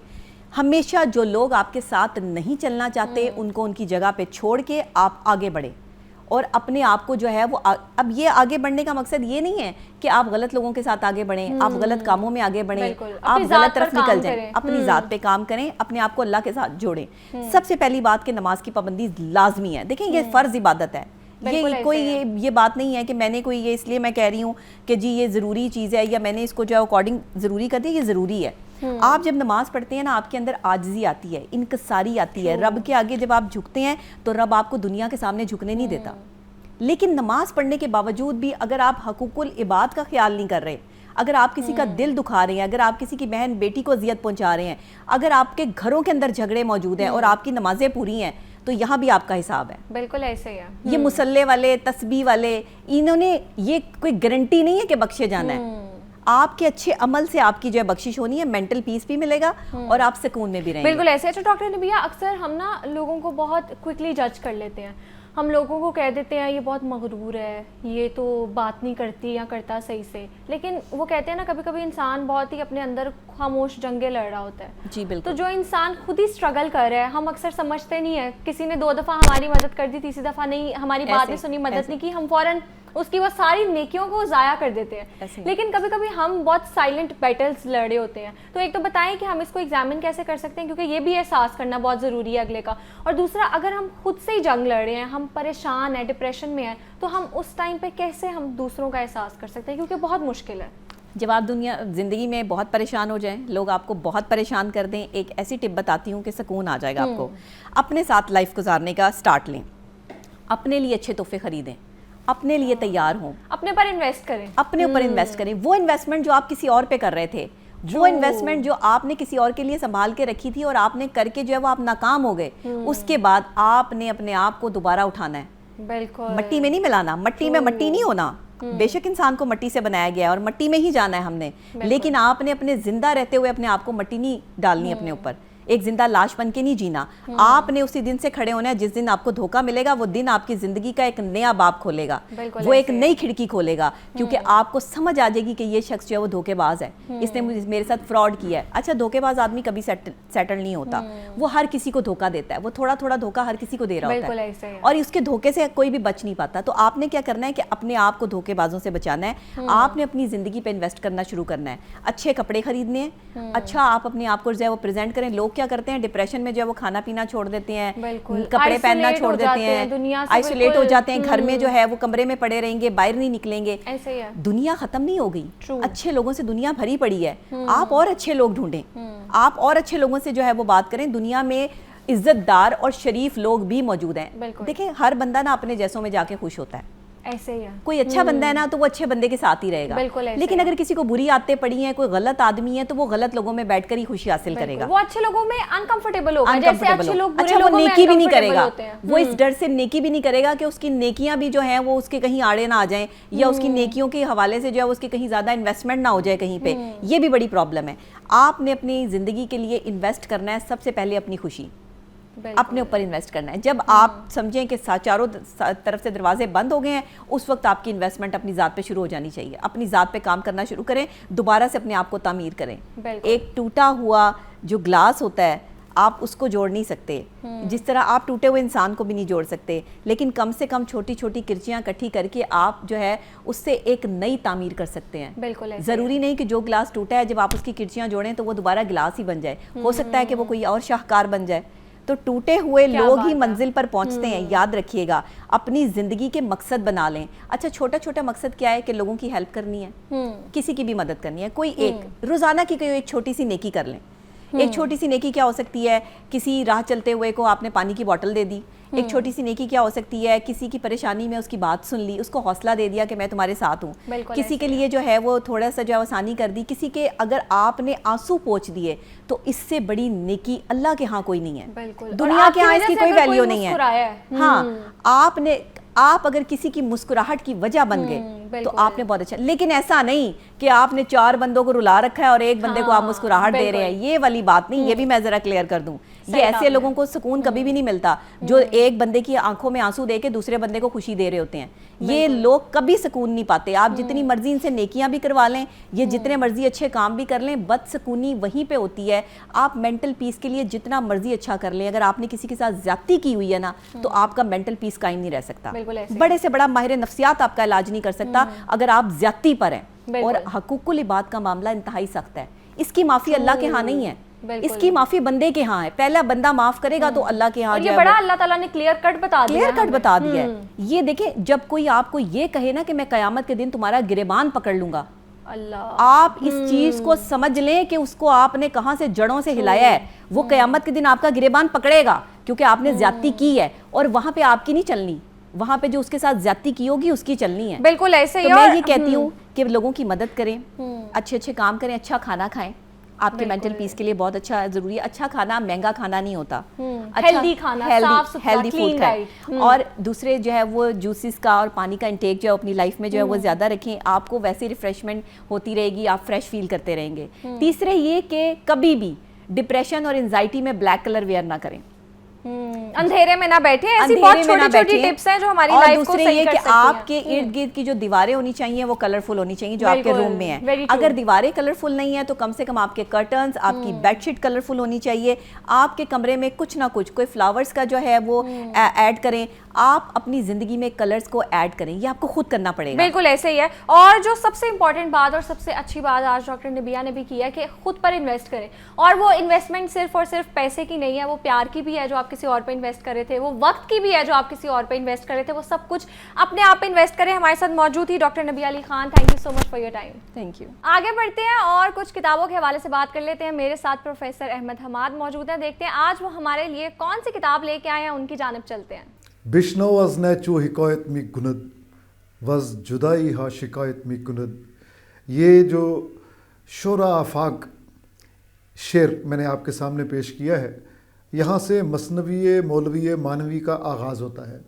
और मसनवी मौलवी मानवी क्या है, इसके बारे में कहा जाता है कि मसनवी मौलवी मानवी हस्त कुरान दर ज़ुबान पहलवी, यानी कुरान हकीम के जो असरार और रमूज़ हैं, कुरान हकीम की जो तालीमात हैं, उनको हज़रत जलालुद्दीन रूमी रहमतुल्लाह अलैह ने फ़ारसी ज़ुबान में बयान कर दिया है अपनी मसनवी में। तो अगर आपको कुरान हकीम पढ़ने का उस तरह से इत्तेफाक न हो, वैसे तो मुसलमान के लिए मुमकिन नहीं है कि उसने कुरान हकीम ना पढ़ा हो, लेकिन अगर आप पढ़ रहे हैं लेकिन उसके मतलब व मानी आपके लिए ज़रा मुश्किल हो रहे हैं, तो आप मौलाना रूम की ये जो मसनवी है ये पढ़ सकते हैं। और जिसने पढ़ा है उसको अपने अपने इल्म के तनाजुर में उसको समझने की कोशिश की है। मेरे पास जो आज किताब है ये हज़रत मौलाना रूम के बारे में ही है। हिकमत रूमी इसका नाम है, हिकमत रूमी। और ये डॉक्टर खलीफा अब्दुल हकीम साहब ने इसको लिखा है। यानी मैं इसलिए ज़रा रुक गया लिखने से क्योंकि this is a compilation of different essays. तो नाम से आपका अंदाज़ा हो जाएगा कि रूमी बतौर शायर नहीं बल्कि रूमी बतौर फ़लसफ़ी इस किताब का मौजू है। फ़लसफ़े के जितने भी मौज़ूआत हैं वो जो बुनियादी सवालात हैं, बड़े सवालात हैं, वो यही हैं कि हमारी रूह की माहियत क्या है और जबर कदर का मामला क्या है, फ्रीडम एंड डिटर्मिनेशन उसका मसला क्या है, फिर आदमी इंसान ये क्या है, ये कहाँ से आया, ये और फिर इर्तिका की शक्लें क्या हैं। तो ये सब मुख्तलिफ़ तरह के बड़े मौज़ूआत हैं फ़लसफ़े के। तो मौलाना रूमी ने अपनी मसनवी में इन्हीं सवालात को उठाया और अपने तईं जवाब देने की कोशिश की। मसलन जो शेर मैंने बिल्कुल शुरू में पढ़ा वो एक वादतुल वजूद अकीदा वातुल वजूदी अकीदा रखने वाले शायर का शेर है कि बिश्नवाज न चू हिकायत में कुनत, के कभी बांसुरी को सुनो कि वो क्या कहानी दास्तान हिकायत बयान करती है। वस जुदाई हा शिकायत में कुनत, वो दरअसल अपनी जुदाई की शिकायत जो है ना वो बयान कर रही होती है। बांसुरी की आवाज़ जो है वो जुदाई की शिकायत है। और आगे सीना खाम शरह शराज फिराकी, ये आगे बात चलती है तो दरअसल वो यही कह रहे हैं शुरू में कि मुझे बांसों के जंगल से आपने जुदा करके अलग से एक बांसुरी बनाया और मेरे सीने में छेद कर दिए।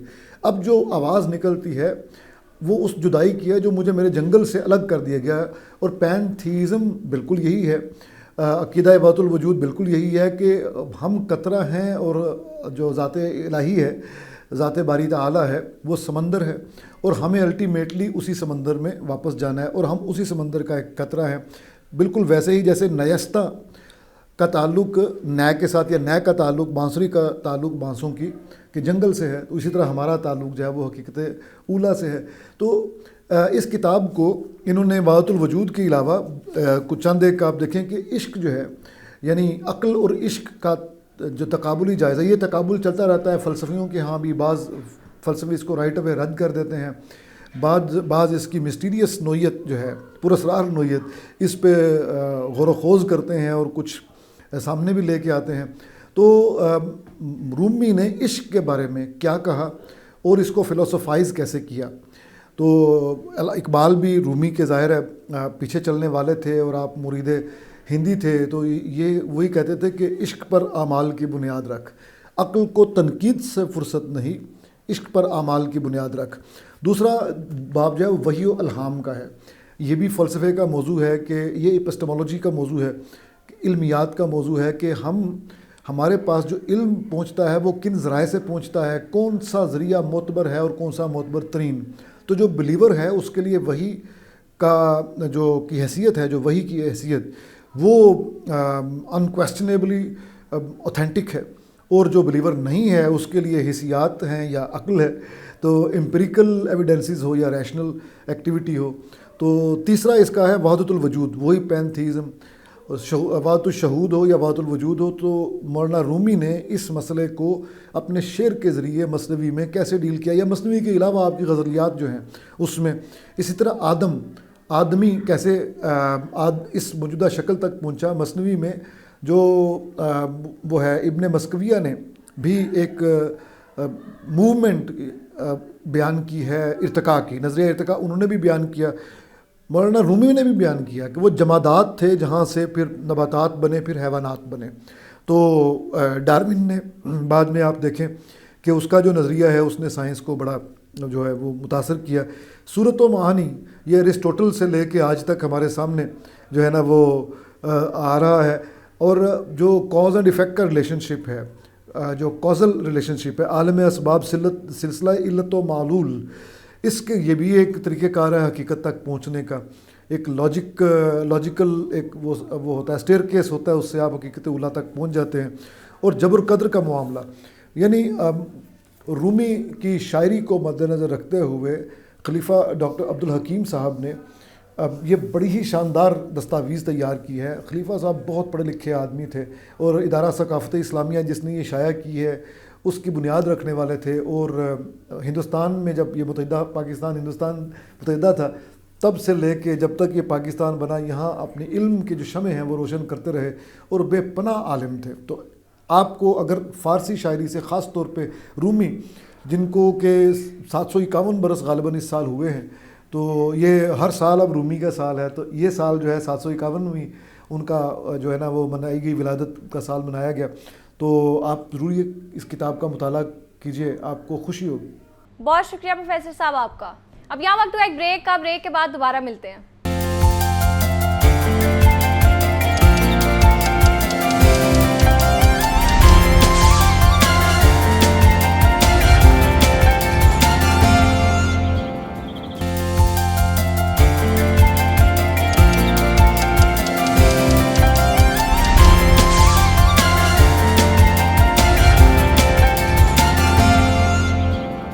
आगे बढ़ते हैं और कुछ कुछ फिजिकल फिटनेस के हवाले से बात कर लेते हैं। हमारे साथ फिटनेस एक्सपर्ट मौजूद हैं। देखते हैं आज वो हमारे लिए कौन सी इजी टिप्स लेके आए हैं और एक्सरसाइजेज लेके आए हैं, उनकी तरफ चलते हैं।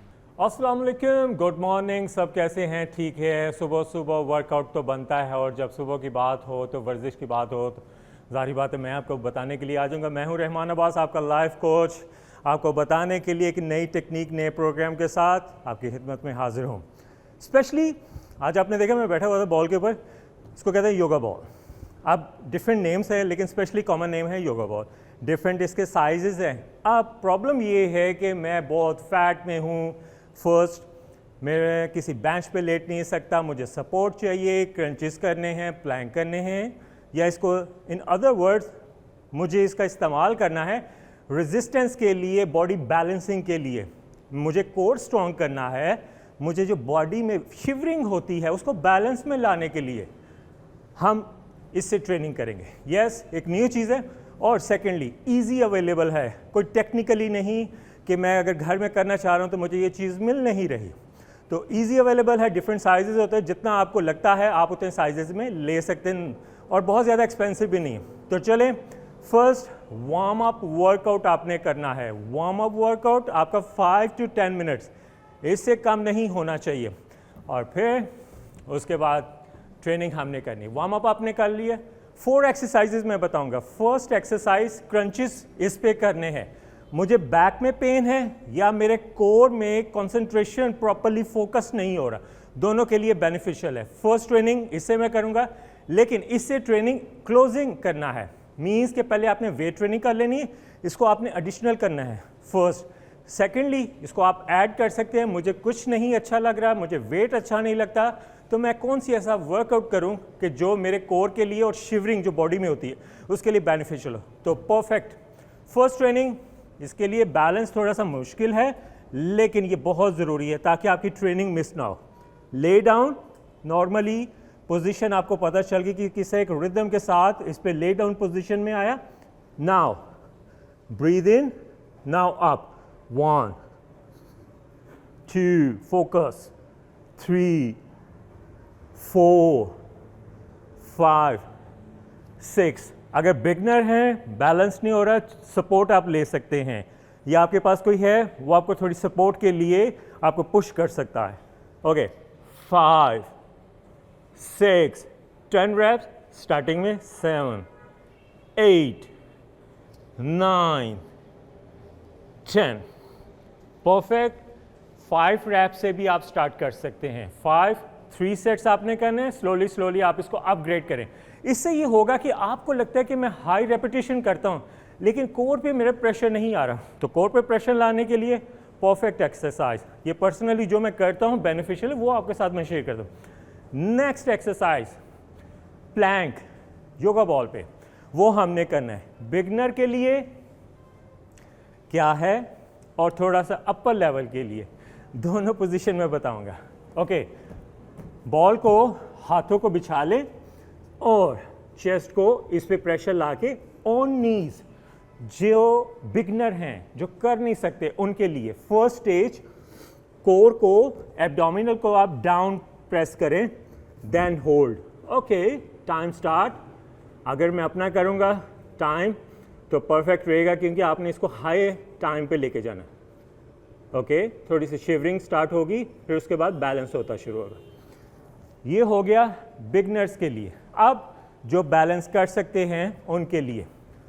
Okay, let's go now. 1 2 3 4 5 6 7 8 9 10। Abdominal core strengthening के लिए परफेक्ट एक्सरसाइज। इंटरनेशनली भी आप देखेंगे कि या प्रोफेशनल लेवल पे भी इसको ऐड करते हैं। नाउ थर्ड एक्सरसाइज, लाइक आपने पुशअप बाउंस करना है।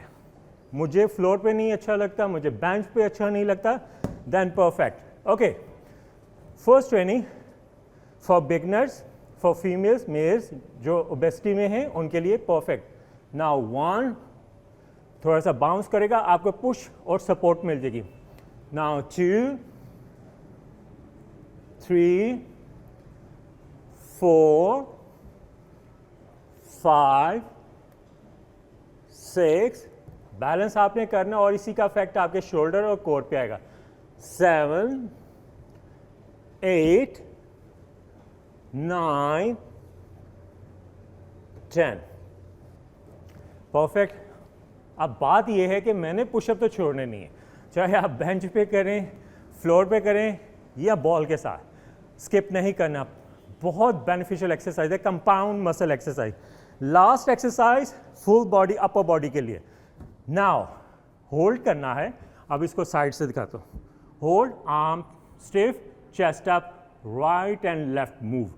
मुझे वेट अच्छा नहीं लगता, मुझे मशीन्स अच्छी नहीं लगती, then perfect exercise with ball. Core tight, specially core tight, chest up, go tight. Now front 1, 2, different sizes, वैसे मैं बॉल के साथ आधा छिप रहा हूँ। 7, 8, 9, 10। Easy for beginners, सपोर्ट नहीं चाहिए, मेरे पास कोई नहीं है बताने के लिए। परफेक्ट एक्सरसाइज, इसको आप करें। लाजमी मुझे फीडबैक देना, जो पिछले फीडबैक थे बहुत अच्छे थे, और हमारी टीम ये चाहती है कि आप अपनी सेहत का ख्याल रखें। जो सीजनल डिजीज़ आ रही हैं उनसे बचने के लिए भी अपनों का ख्याल भी रखें, और अवेयरनेस मैसेज भी आप डिलीवर करें।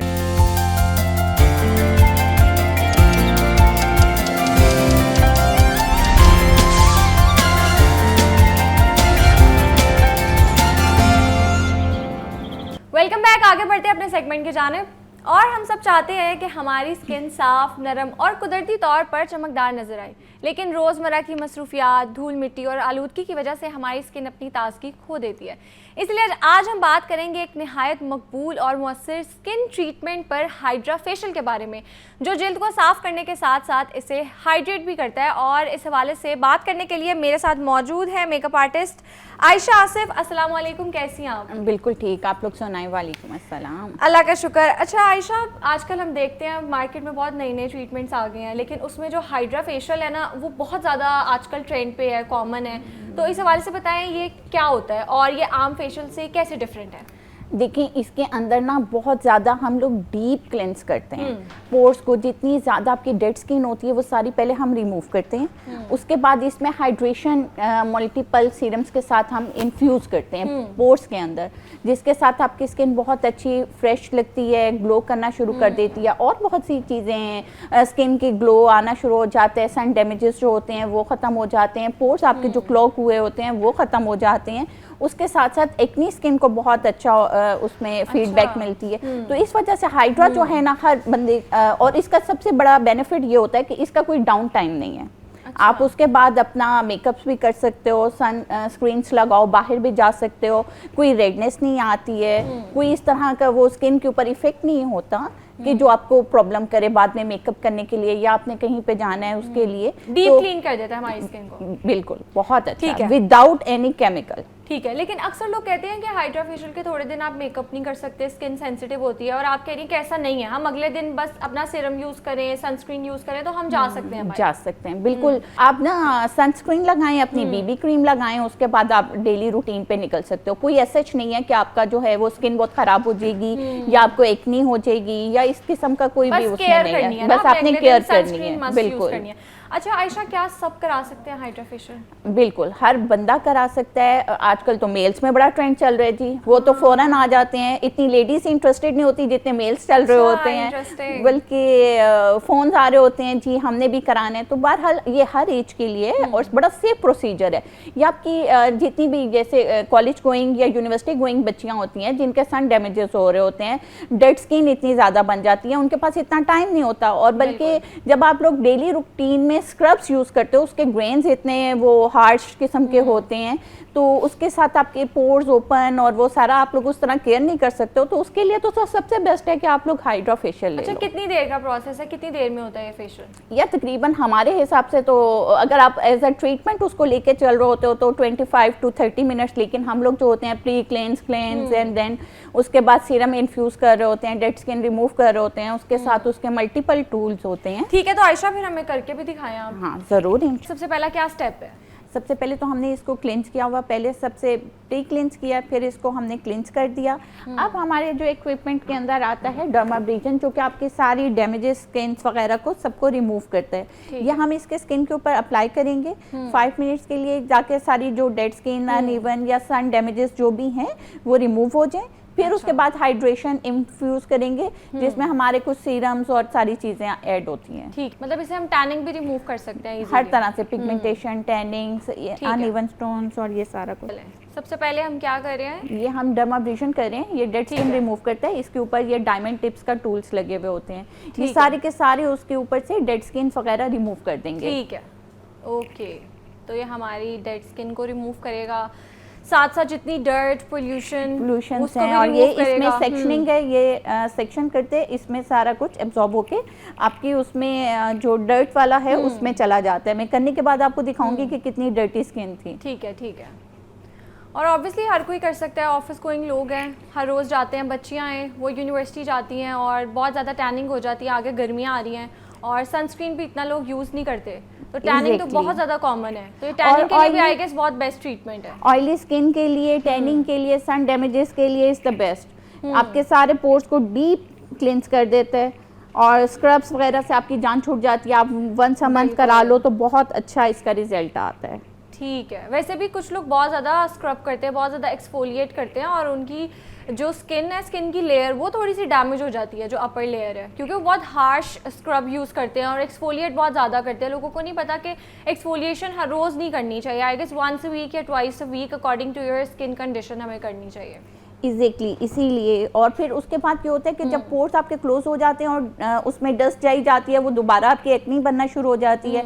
आपने उसके बाद इसमें हाइड्रेशंस पूरी करने के लिए हम जैसे मल्टीपल पेप्टाइड्स, हाइलुरोनिक, ये सारा कुछ इसके साथ हाइड्रा में इन्फ्यूज़ करते हैं, ताकि जो पोर्स आपके क्लीन हुए हुए हैं उसमें ज़्यादा अच्छी पेनिट्रेशन हो जाती हैं, उससे स्किन ग्लो करना शुरू हो जाती है। ठीक है, उससे बहुत फ़र्क पड़ता है। ओके, हम देख रहे हैं थोड़ी थोड़ी रेड भी हो रही है इनकी, ये अभी सेटल हो जाएगी, मतलब रेडनेस खत्म हो जाएगी थोड़ी देर हाँ बाद। जी, within half an hour ये साथ क्योंकि ये ऊपर से डेड स्किन रिमूव कर रही होती है, तो इस वजह से ऐसे फीलिंग्स आ तो रही आयशा, ये ट्रीटमेंट सेफ है सबके लिए, सब करवा सकते हैं? जी बिल्कुल, हर कोई करा सकते हैं।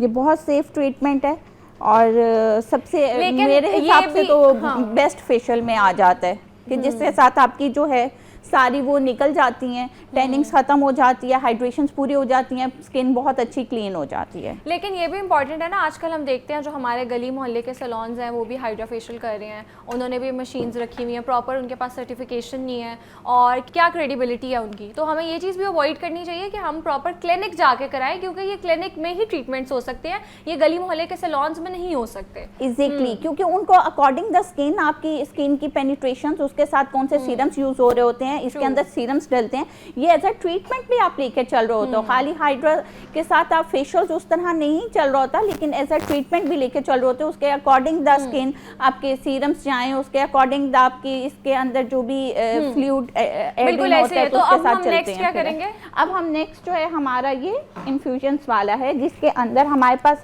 हाइलुरोनिक एंड देन मल्टीपल चीज़ें होती हैं, ये सेक्शनिंग्स होती हैं। अभी हमने डेड स्किन रिमूव कर दी है, इसके साथ हम इन्फ्यूज भी करेंगे और साथ साथ स्किन को क्लीन आउट करेंगे। ठीक है। वैसे जो हमारी मॉडल है वो भी काफ़ी यंग है, तो मतलब छोटी बच्चियां भी इसको करा सकती हैं, डिपेंड करता है अगर वो अच्छी और ऑथेंटिक जगह से करवाएं इसको ऑब्वियसली, वरना हर चीज़ के साइड इफ़ेक्ट्स भी होते हैं।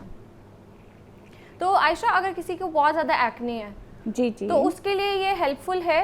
उसके लिए ये काफ़ी हेल्पफुल है, क्योंकि वो एक्स्ट्रा ऑयल उसका जो है वो सारा सक कर लेते हैं और उस अकॉर्डिंग द स्किन, वही बात है कि हमने इसको किस तरह मशीन को लेके चलना है, वो उसी हिसाब से ही हम लोग उसको कर रहे होते हैं। अच्छा आयशा, आपके पास अगर कोई आए कि हमारा हाइड्रा फेशियल करे, तो आप उनकी स्किन को कैसे एनालाइज करती हैं? पहले कौन सी चीज़ें देखती हैं, उसके बाद आप हाइड्रा फेशियल की तरह उनको हाइड्रा फेशियल रेकमेंड करती हैं?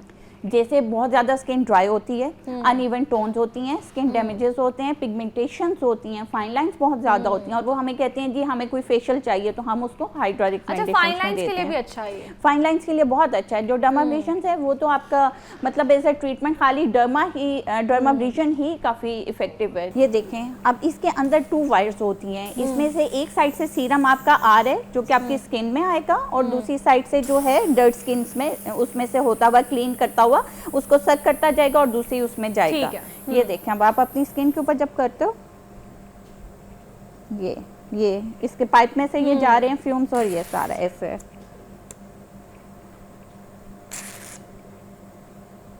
ओके।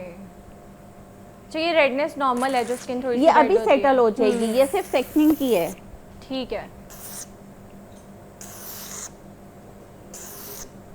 ओके। अच्छा आयशा, ये बताएं कि अगर जैसे छोटी बच्चियां करवाती हैं, आपके पास कॉलेज या यूनिवर्सिटी की बच्चियां आती हैं, तो कितने टाइम बाद उनको दोबारा ये करवाना चाहिए? कितनी देर का ब्रेक जो है वो लाजमी है? 1 मंथ 2 मंथ्स के बाद आ जाएं, एक दफ़ा आके प्रॉपर अपनी स्किन को क्लीन कर लें, उससे उनकी ना सिर्फ एक्ने भी सॉर्ट आउट हो जाती है, अनइवन टोन जो कॉलेज गोइंग बच्चियों के स्टार्ट हो जाती है जिनको वो लोग इग्नोर कर रही होती हैं, वो इवन टोन पे रहना शुरू हो जाती है, क्योंकि बच्चों के पास इतना टाइम नहीं होता कि वो इतनी डिटेल में जाके अपना वो करें, एक्सफोलिएट करें या स्किन को हाइड्रेशंस पूरी करें। इसके साथ आपकी स्किन हाइड्रेट भी हो रही है, इसके अंदर हमारे हाइड्रेशन वाले सीरम्स भी हैं, हाइलुरोनिक्स भी हैं, और साथ ही आपकी स्किन के अंदर वो कर रहे हैं, ठीक है, क्लीन कर रहे हैं। लेकिन आफ्टर केयर फिर भी ज़रूरी है इसके बाद स्किन की? आफ्टर केयर बहुत ज़रूरी है इसके बाद भी। जैसे हम लोगों ने ये कर लिया, और अब नेक्स्ट स्टेप क्या होगा हमारा? नेक्स्ट स्टेप हमारा जो है, इसमें हमारे पास पेप्टाइड्स आते हैं मुख्तलिफ किस्म के, या कोई भी सीरम्स आ रहे होते हैं, वो हम लोग इसमें डालते हैं, और ऑक्सीजन की तरह आप इसके ऊपर स्प्रे गन की तरह आप इसके ऊपर देते हो, तो ये जो आपके पोर्स क्लीन हुए हुए हैं, इसकी हाइड्रेशंस भी पूरी हुई हैं, तो ऑक्सीजन की तरह जब स्प्रे करते हैं तो वो स्किन के अंदर पोर्स में पेनिट्रेट कर जाते हैं। ऑल राइट, और उसको डीप क्लीन करता है, उसमें ये पेनिट्रेशन हो जाती हैं। ओके, जो मतलब आप सीरम वगैरह लगा रही हैं वो एब्जॉर्ब कराते हैं, एब्जॉर्ब हो जाता है, प्रेशर के साथ जाता है, डीप पोर्स के अंदर जो है वो हो जाता है, और इसके साथ इंस्टेंट ग्लो मिल रहा होता है। Okay, interesting. वैसे आयशा, एक मिथ है कि अगर एक दफ़ा आप करा लो ना तो आपको बार बार ये करवाना पड़ता है, आपकी स्किन को आदत पड़ जाती है और स्किन ज़्यादा ख़राब होती है इसके बाद, तो क्या ये सच है? नहीं नहीं, ये सच नहीं है। जब आपकी स्किन बहुत ज़्यादा नीट हो जाती है और जब आपके ऊपर दोबारा वही डर्ट सेल्स दोबारा बनना शुरू हो जाते हैं, तो आपको खुद उलझन शुरू हो जाती है। और आपका दिल करता है कि जी पहले जैसे वो स्किन क्लीन हुई है, हाइड्रेशन ग्लोइंग इफेक्ट आना शुरू है, तो वो हमारा आना शुरू हो जाए। तो कितने दिन तक रहता है ये इफेक्ट? इसको अगर आप होम केयर भी साथ करते रहो तो ये बहुत अच्छा लास्ट कर रहा होता है इफेक्ट जो है। अब आप ये देखो, अब हमने इसके अंदर सीरम भी इन्फ्यूज़ किए हैं और ये बहुत अच्छी पेनिट्रेशंस हो गई हैं। इसको हम थोड़ी देर रहने देते हैं, जब ये ड्राई हो जाता है फिर मास्क लगाते हैं, और ये इसी तरह जैसे ये ग्लो करी है स्किन, ऐसे ही वो एक ग्लास स्किन की जो इल्यूजन है वो आती है, वो आता। ठीक है, तो ये लास्ट स्टेप था हमारा, ये लास्ट था। इसके अलावा इसके साथ एक और मशीन भी होती है, उसके साथ हम लोग हाइड्रेशंस के बाद भी वो कर रहे होते हैं। RF वगैरह की मशीन होती है, उसको लाना पॉसिबल नहीं था, कुछ ट्रीटमेंट्स आपके क्लिनिक पे ही हो रहे होते हैं, तो ऑब्वियसली वो वहीं पे। ये देखें, अब मैं आपको दिखाती हूँ कि ये इसका जो था डर्ट वाला है वो सारा, और इसके अंदर डर्ट स्किन कितनी ज्यादा है, और ये खाली सिर्फ डर्ट डीप पोर से ली हुई है और ये फ्लेकी स्किन में से निकल रही है। ये स्किन नहीं है आपकी, बेसिकली ये आपके डर्ट पोर्स वाले जो भी प्रॉब्लम्स वाली स्किन थी ये वो है। ये देखें, ये आपको हिलते हुए में से नजर आएंगे। तो ये होता है, और इसके बाद ये आपका फाइनल रिजल्ट आ जाता है।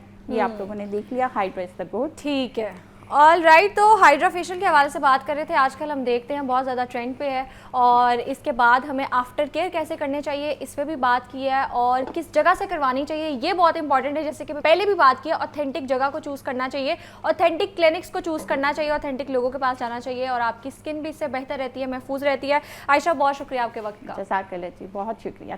That's it for today. मिलते हैं कल इंशाल्लाह। अपना बहुत ज़्यादा ख्याल रखिएगा। अल्लाह हाफिज़।